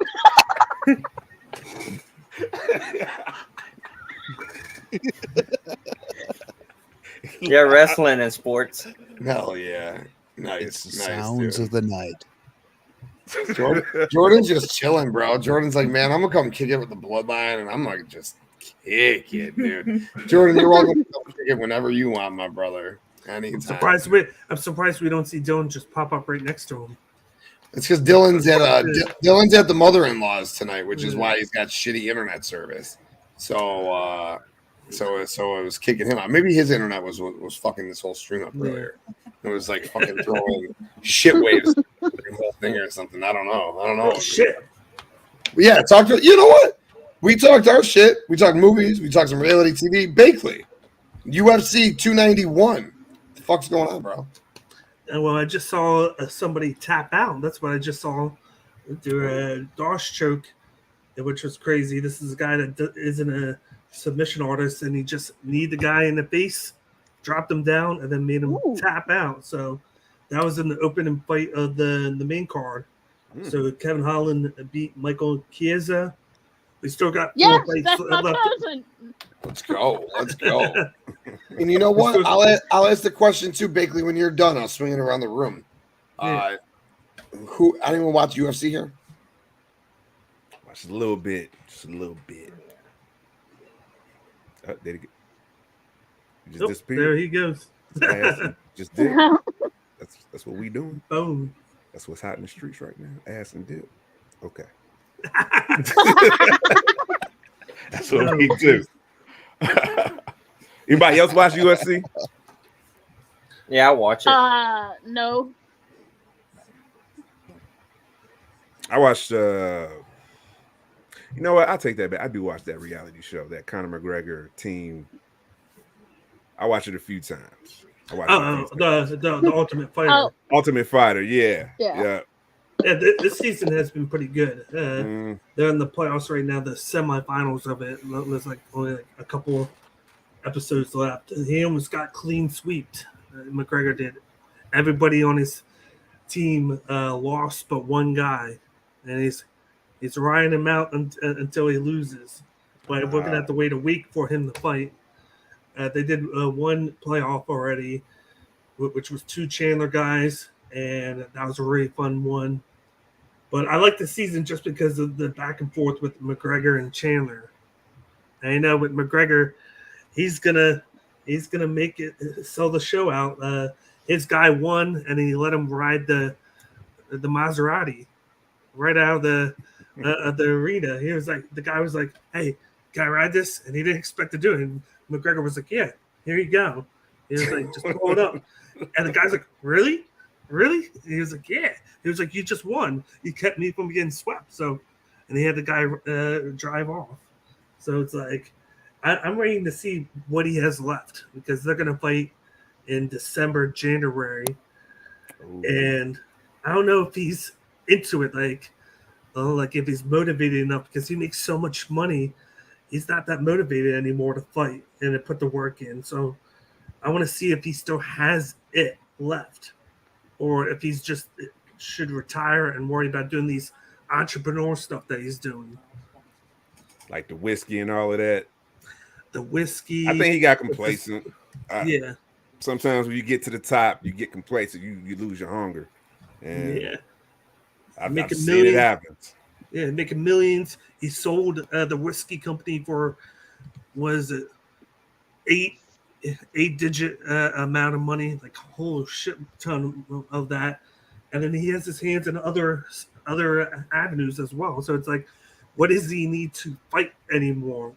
Unless he's doing it just because he loves to do it. But I think it's more about keeping his face out there for his brain. Well, he really doesn't have a great reputation, I will say that. But other, like, watching UFC and MMA, that doesn't interest me, but I have had a few MMA or UFC, like Misha Tate. She's UFC, right? Yes.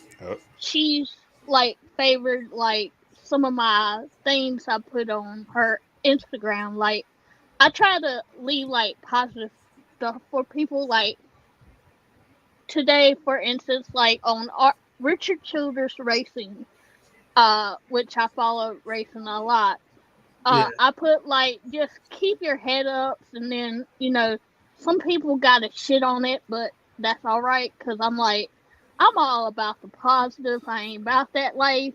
But if you want it, you can catch it. That's what I like. That's what's up. Yeah, keep them negative thoughts away. It's all about positivity here. Yeah. Fuck that. Before I see something, I know, Greydon, you said Yeah! showing. Yeah! Everyone put Yeah. your up for our boy, Joey Dan. Yo, homie, let us know in the comments how that show was tonight, man. Hope you enjoyed it. Yeah. I'm going to give Greydon the floor because I know he has to hop off. Anything you want to say before you get going?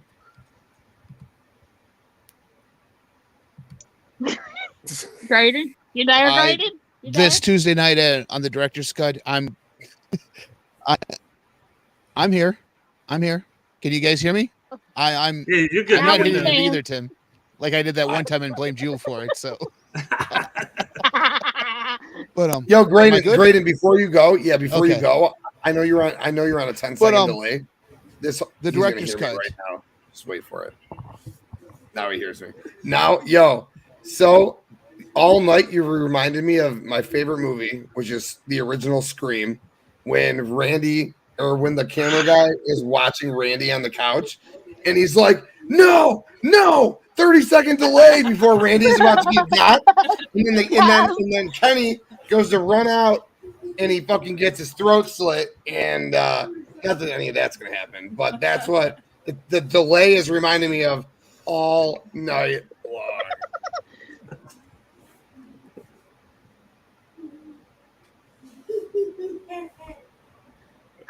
Now you're on mute.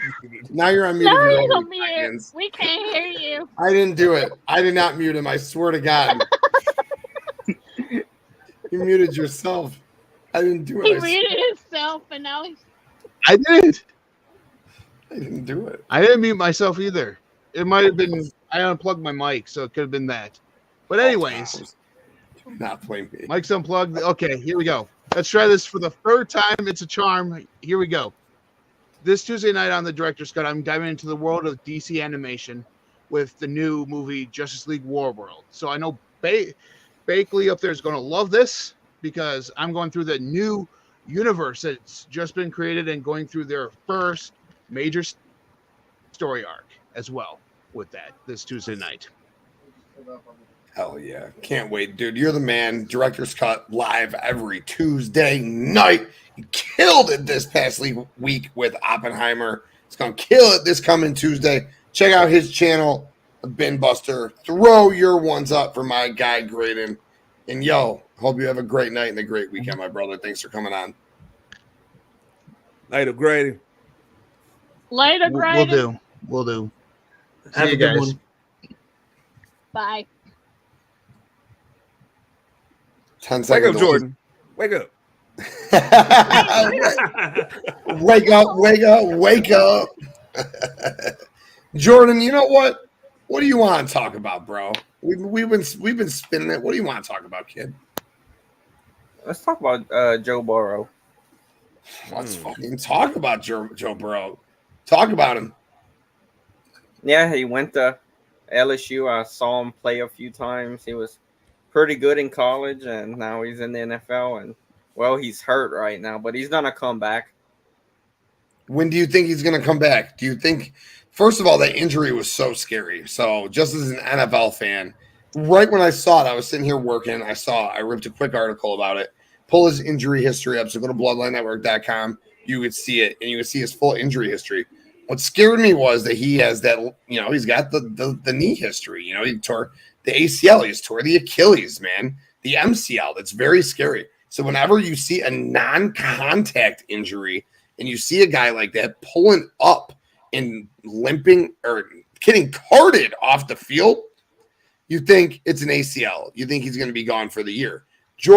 Zach Taylor came out and he said, no. It's just a couple of weeks. He's just going to miss the preseason.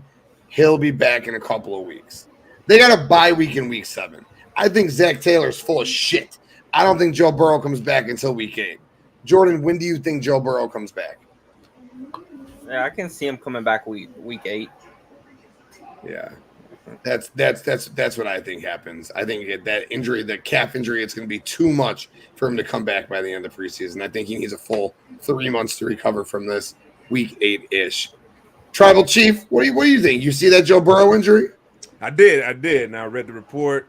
I saw it. They said a few weeks, like up to 6 weeks. You guys put in the week 8. I was like, shit. I was long like, time. Week 8? That's a long goddamn time. And on these calf injuries are weird though. Like, if you come back too soon, you can just re-tear it all over again. You gotta go through the whole process. So, but I'm gonna stick to what I've seen, to the information that I've read. I'm gonna go with the 6 weeks. Okay. All right. So you think he'll be back by the regular season, the start of it? Yeah. He'll need to play preseason, but he'll be back by week 1. Bakley, what about you? No, I think he's going to be back for week 1. I think even if he could come back, I think it's not as severe. They're just going to play it safe. You don't need him in the preseason, of course. Like you want him to get reps in, but he's to the point where he's worked with everybody already. He's 3 years in now. I think we're 3 or 4 years in. He's good to go. They signed Reed Stinnett to fill his spot for a training camp, just to have another arm there. You can sit him. He's going to be there in the practice facility doing his thing, working with the other quarterbacks. He's basically all he needs to do is just polish up on the plays, watch the videotape, and then be ready for week 1. Yeah, I don't think anyone needs to play preseason. I don't think Mahomes, Rodgers, Josh Allen, Joe Burrow need to play preseason. I still think people do, because when you have fresh faces come to your team, especially high regarded first round talents, you need them to get integrated in. You need them to get. You don't want to have them get drafted first overall and not play at all because you want to protect him. Oh, rookies, yes. Like guys like Josh Allen, Patrick Mahomes, Joe Burrow, Justin Herbert, who just got $265 million tonight. But I think maybe just play him one game, and then the rest do like everybody fighting for a spot on the roster. But you still need to have them get that play time together. There's a difference between practicing together and having game time together to get that speed together, to get that work together with the quarterback, with his wide receivers. Like if Tyreek Hill didn't have time last year in the preseason, who knows how he would have done? Tyreek Hill played in the preseason last year? Yeah, he did. Oh, I don't know. I'm not being a dick. I'm literally I'm asking because I'm not sure. Like a Tyreek Hill plays in the preseason. You had Hurts and Brown. AJ Brown played in the preseason. Just like how many snaps? I know he played at least 1 or 2 games, but like I said, if you go into it with none, it's not going to be the same. Like, no, I feel you. No. Like I wanted Justin Fields in a weird fucked up way last year to play like 2-3 preseason games because I thought he needed it. But like a Tom Brady, I guess I see what you're saying with some players. Like Justin Fields, even this year, should probably play a couple preseason games, like to get acclimated. But like the Packers last year, I'll use this as the Packers and the Chiefs. They both changed their wide receiver rooms completely.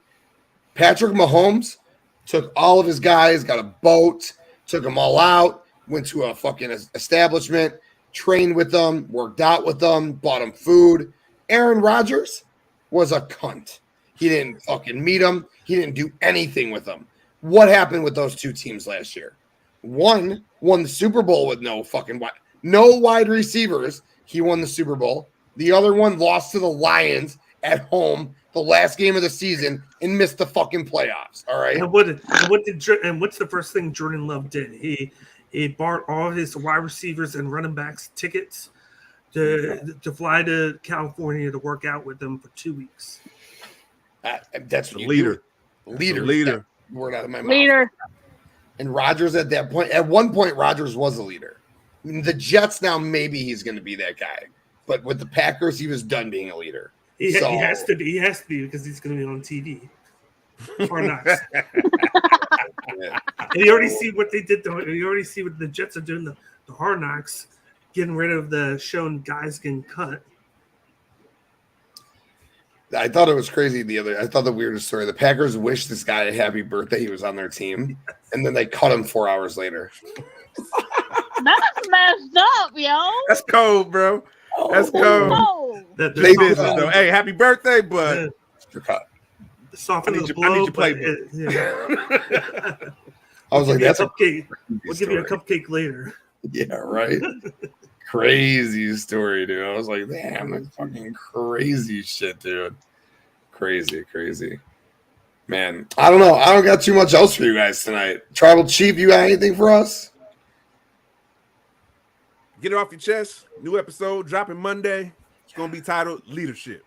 First episode, it was about me, who is the tribal chief. Well, who is Devin, the tribal chief? I appreciate everybody's feedback. I enjoyed. I enjoyed the messages everybody was sending me. So yeah, it was a great reaction. Great reaction from the first episode. So I appreciate that. Appreciate the love. Bro, I'm not gonna lie. I'm being straight honest. I was sitting here. I just finished the show. I'm Jordan, right up. I get it. Courtney. I just finished Roto Slappers. I'm like, I'm putting this shit on right now. Man, I was like uplifted. Like I wanted to run through a wall. I'm like, man, Tribal Chief killed that shit. And I'm not just saying that because like you're my dude. I'm saying it because it was fucking awesome. Nick texted me the next day and he was like, damn, Devin like got a knack for that solo shit. Huh? I was like, man, you're not fucking kidding, dude. That was incredible. So anyone who like really wants to find out who Devin is and the man he is and the man he inspires others to be, go fucking check out that first episode of Get It Off Your Chest. And then go and listen to episode 2 after we drop it on Monday afternoon about leadership. And fucking Tribal Chief will help you get into that better place. Bakley's pumped. What's going on, Bakley? What's going on in your world? What's going on 291? I'm just pumped hearing about this. I got to listen to that episode, man. I got to listen to the tribal chief give his words of wisdom, you know. Like, Yo, I'm not coming. I'm to let everybody know. I'm not coming from like an expert level. I said in the episode. It's just my experiences, my point of view of mental health. You know, just that's how I'm going to attack it. Just showing you what I went through, and hopefully I can help some people out there. And I think that's the best way too, because it's just going off your experiences instead of trying to not dictate, but to give what you think should happen. It's just let it flow, and it just tell how you feel in the moment and what you think. You know, it's not anything about you're not like on the subject. You're not like a professional about it, but you know, everybody's gonna have their own opinions of different situations. My biggest takeaway from Devin and my conversations with him over the past 3.5 months, I tell my wife this all the time. I'm like, man, you should like text Devin and thank him. Like, I tell her this all the time. I actually want to get it tattooed right here on my wrist. I swear to God, I haven't fucking around. It says, bad will. Did the person I'm getting like pissed off at, it is ill will, but I'm saying like bad will because bad will sounds better than ill will. But like, I'm bad will, ill will. Does the person that I'm about to get pissed off at like have bad intentions behind it? Like, what were their actual intentions? And like I get pissed off at people a lot of times when their intentions were actually pure and good. Like they might have fucked up, but like at the end of the day, their thought process and their intention behind it was good. And I still get angry. And it's like, damn, bro, you need to take a step back, think, look at the situation like they were trying to help you. They were trying to be positive to you. And then you get pissed off about it because the situation didn't go your way. All right, well, that's just the situation how it went. It's not that person's fault. So, like, they're the person that if it's bad will, then you can fuck off and I'm going to fucking get at you, all right? But, like, if there was no ill will behind it, there's no bad intention behind it, why the fuck am I making it a thing? Why am I fucking – and it's just little small things like that spin your mindset. You got a problem? Figure it the fuck out. Like, figure it out. Yo, I went and bought a car this week with the mindset of helping the tribal chief. I had some shitty shit going down. I'm like, figure it out, bitch. I figured it out, man, with Devin's fucking voice in my head. I swear to God, I've said how many times I said to you over the last 2 weeks, just you should thank Devin. Like, every day. Like, you should thank Devin. Like, because trying to spin my fucking mindset, man. It's a positive thing. It's a fucking PMA. My dad used to tell me PMA equals OPM. positive mental attitude equals other people's money. All right. And like Devin's on that same wavelength. All right. It's like that same shit. I just go listen to him, man. I can't fucking say it enough, dude. It helps me. He helps me. Go fucking listen to the show. It'll help you. Very, very much so. Much love, brother. Appreciate that, man. Appreciate that. Much love to our brother Nick. Oh, Nick, what up? Universal Wrestling Podcast. Nick! Yeah, no. Low class. AKA low class. Low class. Yo, he killed it as low class. Yes. He did. Top rope yesterday, man. Yo, the whole week has been banging on the Bloodline Entertainment Network. Go back all the way to Monday. Go check out Roto Slappers.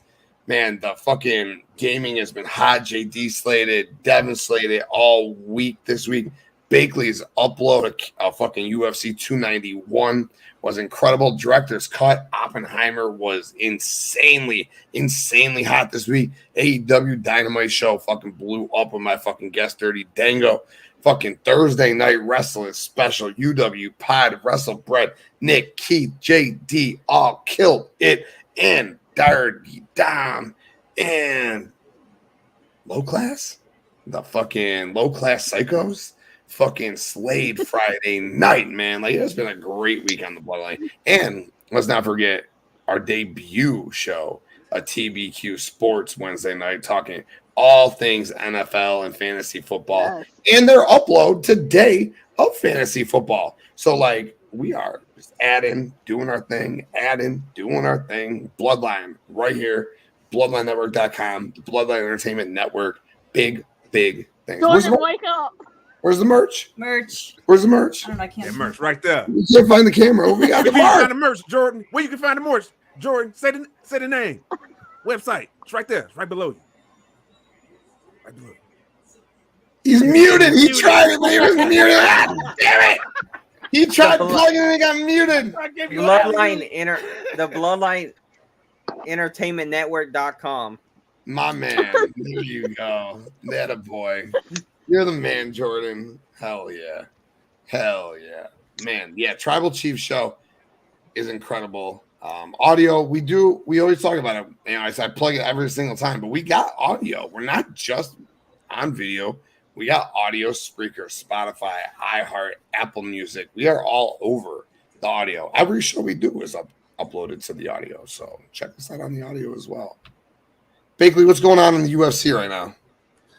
We got the second fight on the main card. We got Tony Ferguson and Bobby Green. They're in the end of the first round, so they're still going. Bobby Green won the first round, so we got 2 more rounds left in this unless there's a finish, but this is the second fight on this card. I'm looking forward to the next 3. It's crazy. It sucks that these cards get killed by injuries because there's supposed to be 14 fights and it wound up only being 11 because of injuries or missed weight. They lost 3 fights. No shit. Just in the past couple of days, 2 injured guys and then 1 weight cut missed by 4 pounds. But that's what it is now. Dana White's getting serious about this. You got the whole Endeavor deer. Like, I felt like that was a big reason why they brought back that BMF belt was because of the merger with WWE. I think they're taking a playbook out of wrestling, getting people intrigued into a pay-per-view with no belt involved, of course. That's the FTW title on the line. Don't fuck around with that shit. It is, man. It is. It And on top of That's it, an FTW title.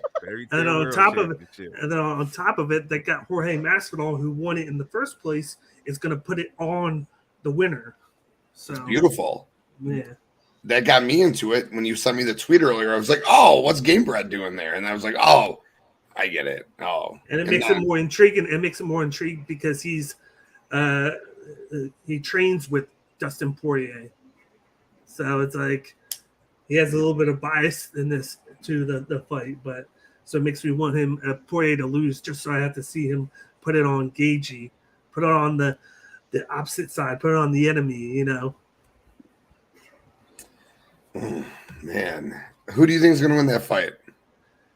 I think it's going to be Gagey. Everybody's on Poirier, but this is their second time fighting. I felt like Poirier won the first one because Gagey got scared after getting a point deduction with the eye pokes. Sometimes the guys, when they're throwing a jab, put their hands open, and he got scared and played with that. But both guys have gotten a lot better, and I think it's a 50-50, but I think it's going to be the guy who is more well-rounded and Gagey. He can wrestle.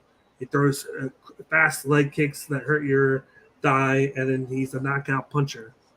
I think he's going to knock out Poirier. Oh, man, and people forgot. Jordan, you'll freak out, right? Poirier is like a Louisiana boy, right?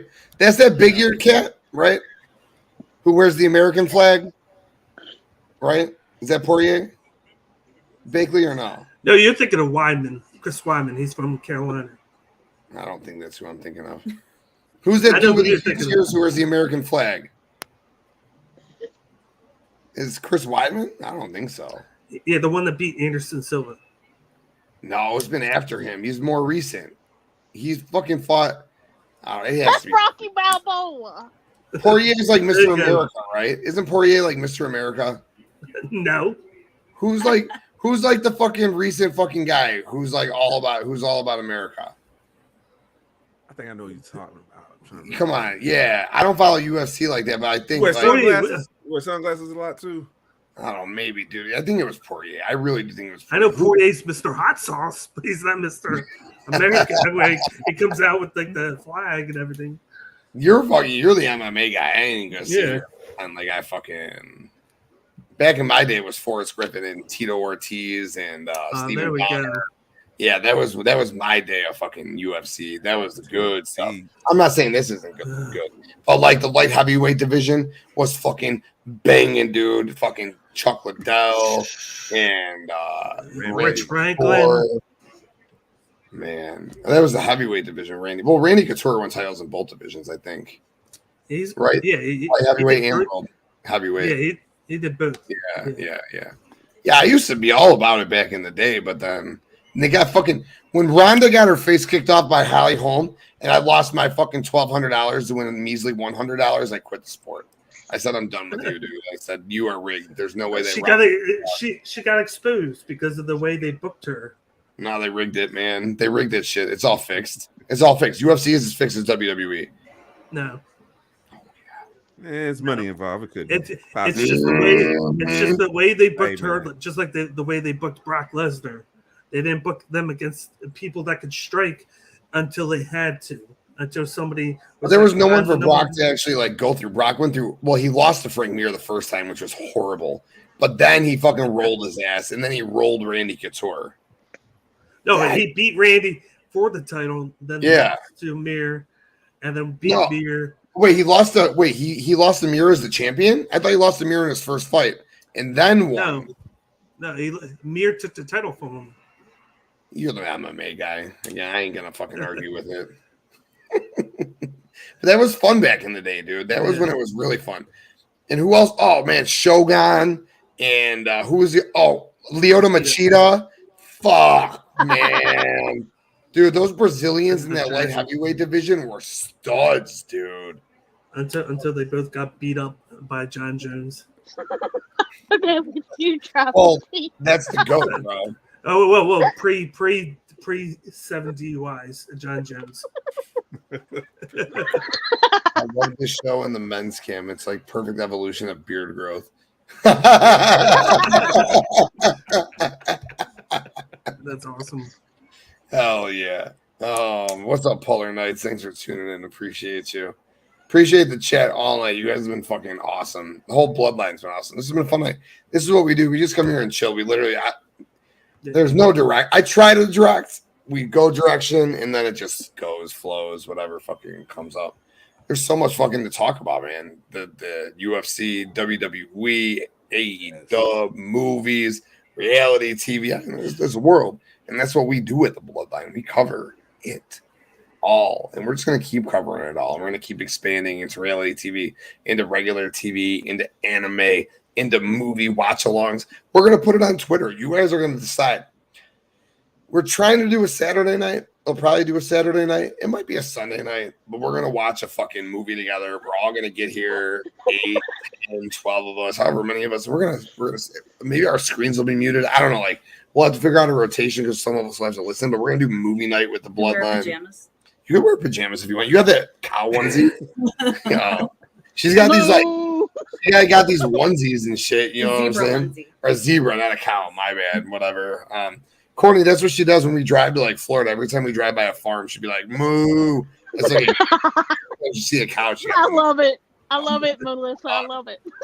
But yeah, you can wear pajamas. You can wear whatever the fuck you want. Devin, do we got Bloodline pajamas? I'm sure you can get Bloodline pajamas. I'm pretty sure we can work that out. Work that out. Yep. Everyone can come with their Bloodline pajamas, and It is. Yeah, we're gonna do movie night soon. What'd you say, Bake? I said it is decided. There we go. It is decided. And don't forget, tomorrow, watch along NXT Great American Bash. So watch along with the Bloodline. So it's going down. Hosted by Tribal Chief Podcast. In the most the biggest reason, the reason I'm most excited to tune into that show is to see Jessica's watch along debut, her live debut, the casually and experience. Go back and check it out already if you haven't. I know you have. The show's banging. Top 10 promo packages in wrestling history. And she'll be live on the watch along with the First Lady, the Tribal Chief, and Dirty Dango. And I'm so very much looking forward to that great group of Bloodline family members. The show itself should be interesting. Devin, what do we got going on in Great American Bash tomorrow night? Ooh, we got some fire women matches. So we got a weapons match between Roxanne and I just lost my Blair Davenport. There we go, because my brain just went blank. As soon as I mentioned Roxanne, like, I got you. I was like, shit. Thank you, Courtney. Appreciate that. Welcome. Yes. If you've seen the build, it's been fire. They had a convenience store fight. It was like a store in the hood, basically, and they was getting it in. Yes. It was like, what'd you say? I said whitey because Blair's so white. Yeah, man, they was getting it in, and we have the submission match against Thea Hale against what's her name? My name. Tiffany Stratton. There we go. Tiffany Stratton. Yeah, Stratton. I'm really excited. I'm really excited about the women in NXT, man. Shout out to HBK because he does a hell of a job when he books the women. He books outside the NXT Women's Championships. That's why I appreciate it. We get a lot of secondary stories. Hell yeah. Yeah. What about that? What about that tag team match? The Gallus boys against the Italians, Tony D and Stacks. You mean the fake Italians? Hey, I'm a McDago. I'm a 50-50, all right? I'm a fucking McDonald's sandwich. I'm half Irish, half Italian. I know you want Tony D. Yeah, is Tony D not Italian? Is he fake? It's the other one, I think. It's the other Stacks. one. Oh, Stacks, he's fake. I think so, or I may have them switched up, but I know one of them ain't real Italiano. Oh, I'd be really disappointed if Tony D wasn't fucking real blooded. Okay, Tony D is. Stacks, yeah. Maybe Stacks. Maybe Stacks is a tanned guy who fucking could come off as MJF, all right? But and Stacks looked great a couple weeks ago in that tag match against who was it? Against fucking Joe Gacy and them. Yeah, how we got him back. Yeah. Get Schism. See, I watch a little bit. I watch on Hulu. I watched the replay on Hulu. Back his name, Da Vinci, whatever his name is now, is whack. Give Dijak back his name, please. Where did Dijak go after that match with fucking? He just gone again. You know where Dijak's gonna go? Wait, I'm gonna make my own promotion called 4B. All right, it's gonna have guys like Corbin, Ali, Dijak. It's gonna be called 4B. All right. Well, didn't he just attack Carl Fredericks? Whatever his name is. Oh, Carl Fredericks and Gable Stevenson are besties now. But Dijak attacked him. Eddie Connors, Eddie Clark, Eddie Thorpe. Eddie Thorpe. Thorpe. Yeah, Eddie Thorpe. Yeah. My Yeah. boy Carl Fredericks, who I thought was the best out of the LA dojo, and God was I Yeah. wrong. Clark Connors, Alex Coughlin, Gabriel Kidd. They make fucking little Eddie look like shit. But Eddie's on his own now. Carl is on his own. Coral. Let's see what Coral's got. Let's see what Carl's got. Let's see what he has got. I had a fucking one last question to ask you guys, and now it's past my brain, so maybe the question's not worthy of asking at the end of the day. That's unfortunate. What are your thoughts about what's good? What are your thoughts about the Creed brothers sneaking back in as part of the dyad? Is that a thing? They've been dressing up as them, and they cost them the match in the 3-on-3. That's how they lost. Anticlimactic for me. Yeah. I thought it was going somewhere. I didn't know they was going to join just to, switch on them.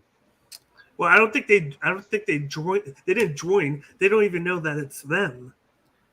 Am I missing something with the Creed brothers? I think they're like an elite tag team who should be wrestling the Usos, and apparently they should be in system. So, am I just evaluating talent different than they're evaluating them? Like, what are they missing in the Creed brothers? That I think the Creed brothers are the Steiner brothers.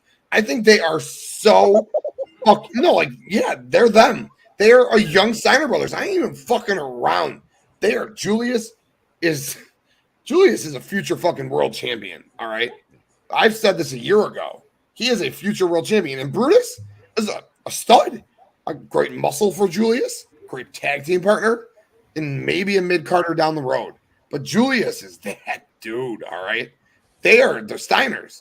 Brutus is Rick. There's nothing wrong with being Rick, all right? Nothing wrong with being Rick Steiner.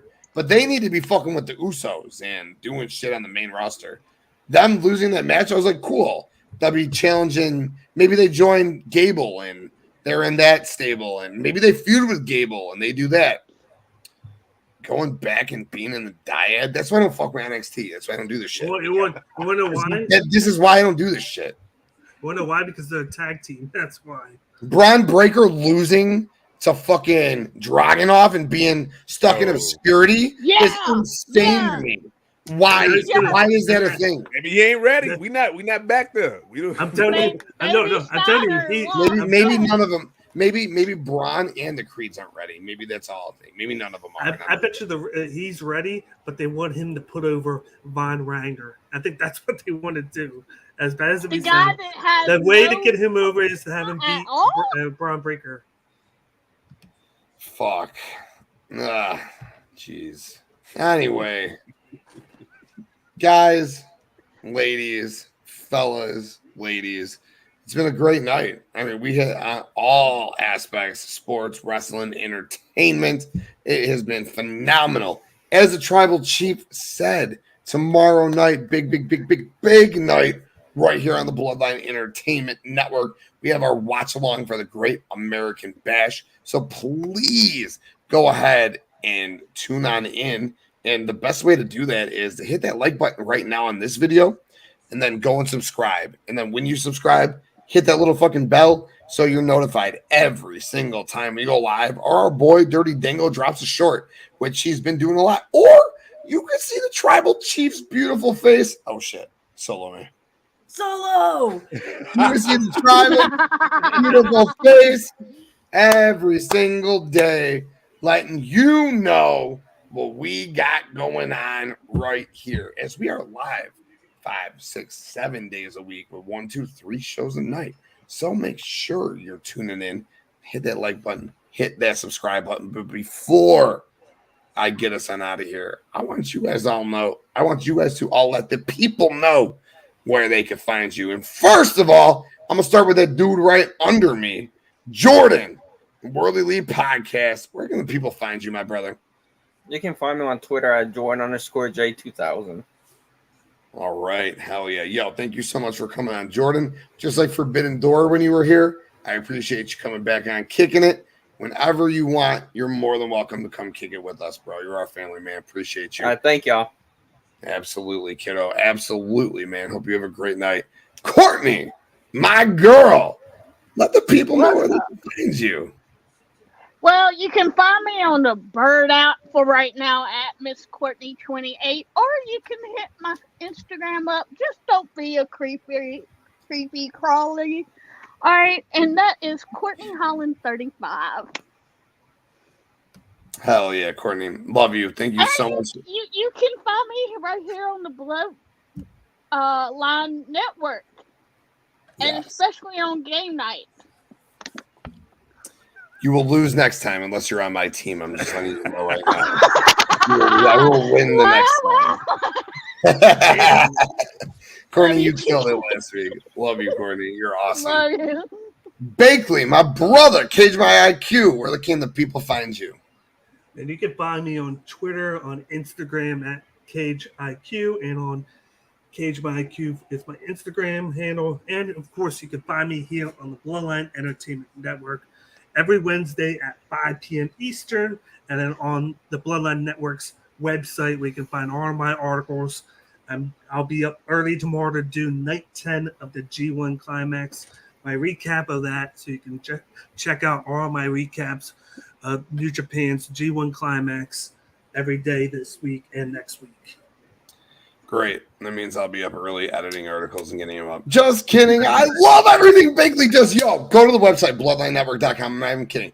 This dude straight fucking bangs and fucking banging, clanging, banging, clanging, banging, clanging. His articles on the G1. I love New Japan Pro Wrestling. I'm not gonna lie to you. I haven't watched one match. Reason being is I just go to my computer, I edit his articles, and I watch the little videos through it. He's fucking, it's all Bakley, man. I tell him every day, I'm like, bro, through your words, I'm watching these matches. The Will Ospreay Okada match, I told him, I was like, I'm not going to edit that because I don't want to, I want to watch this match. I'm like, I'm just going to publish without editing Okada, but I can't do that. Like, I'm an editor. I got to edit. That's what I do. So I'm like, fuck it. And I'm just reading this, and I'm like, oh my God, he's going to lose. Oh my God, Ospreay's going to lose. Oh my God, Ospreay just beat his ass. Oh my God.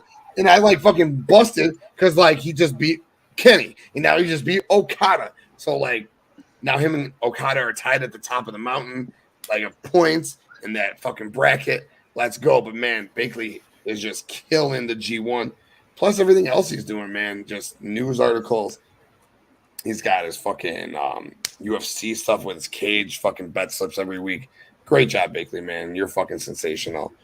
And last but not least, my brother, the man who makes this all happen for you, CEO, the man himself. Put your ones in there. I know he's going to put your ones up for everyone else, but put your ones in there for this man, the host of Get It Off Your Chest, gaming with the Bloodline every Wednesday and Friday. And my brother, Devin, the Tribal Chief. Where can people find you?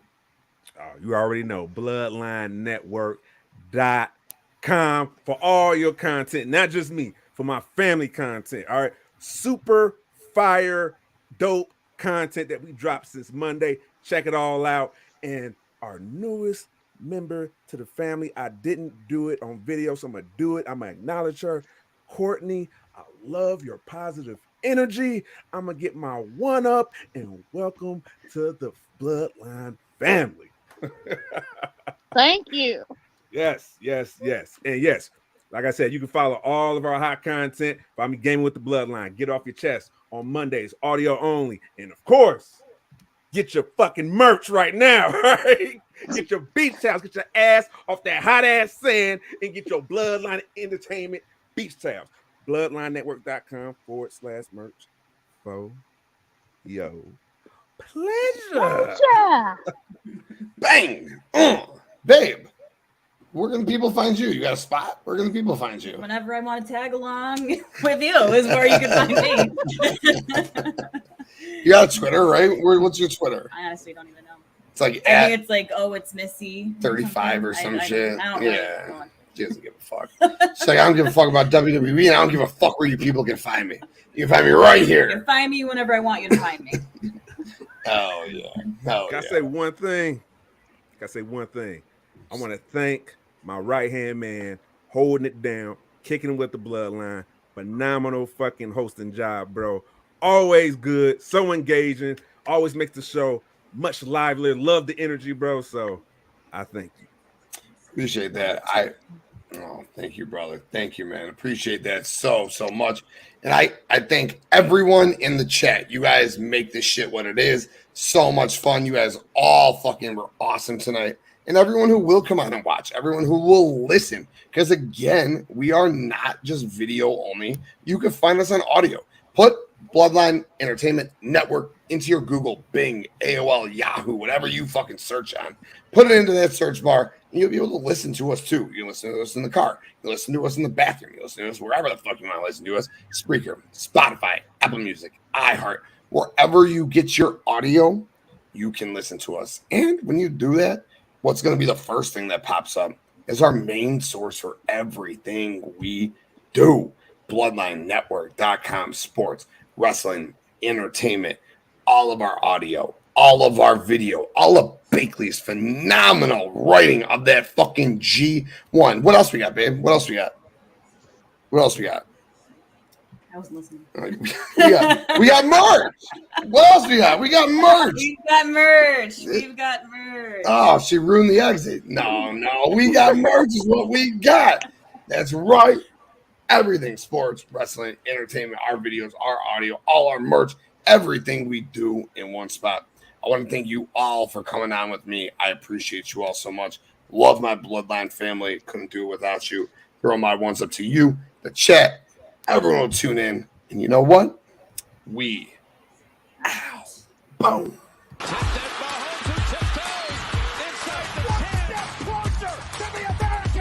Think about how hard you can get hit and keep moving forward.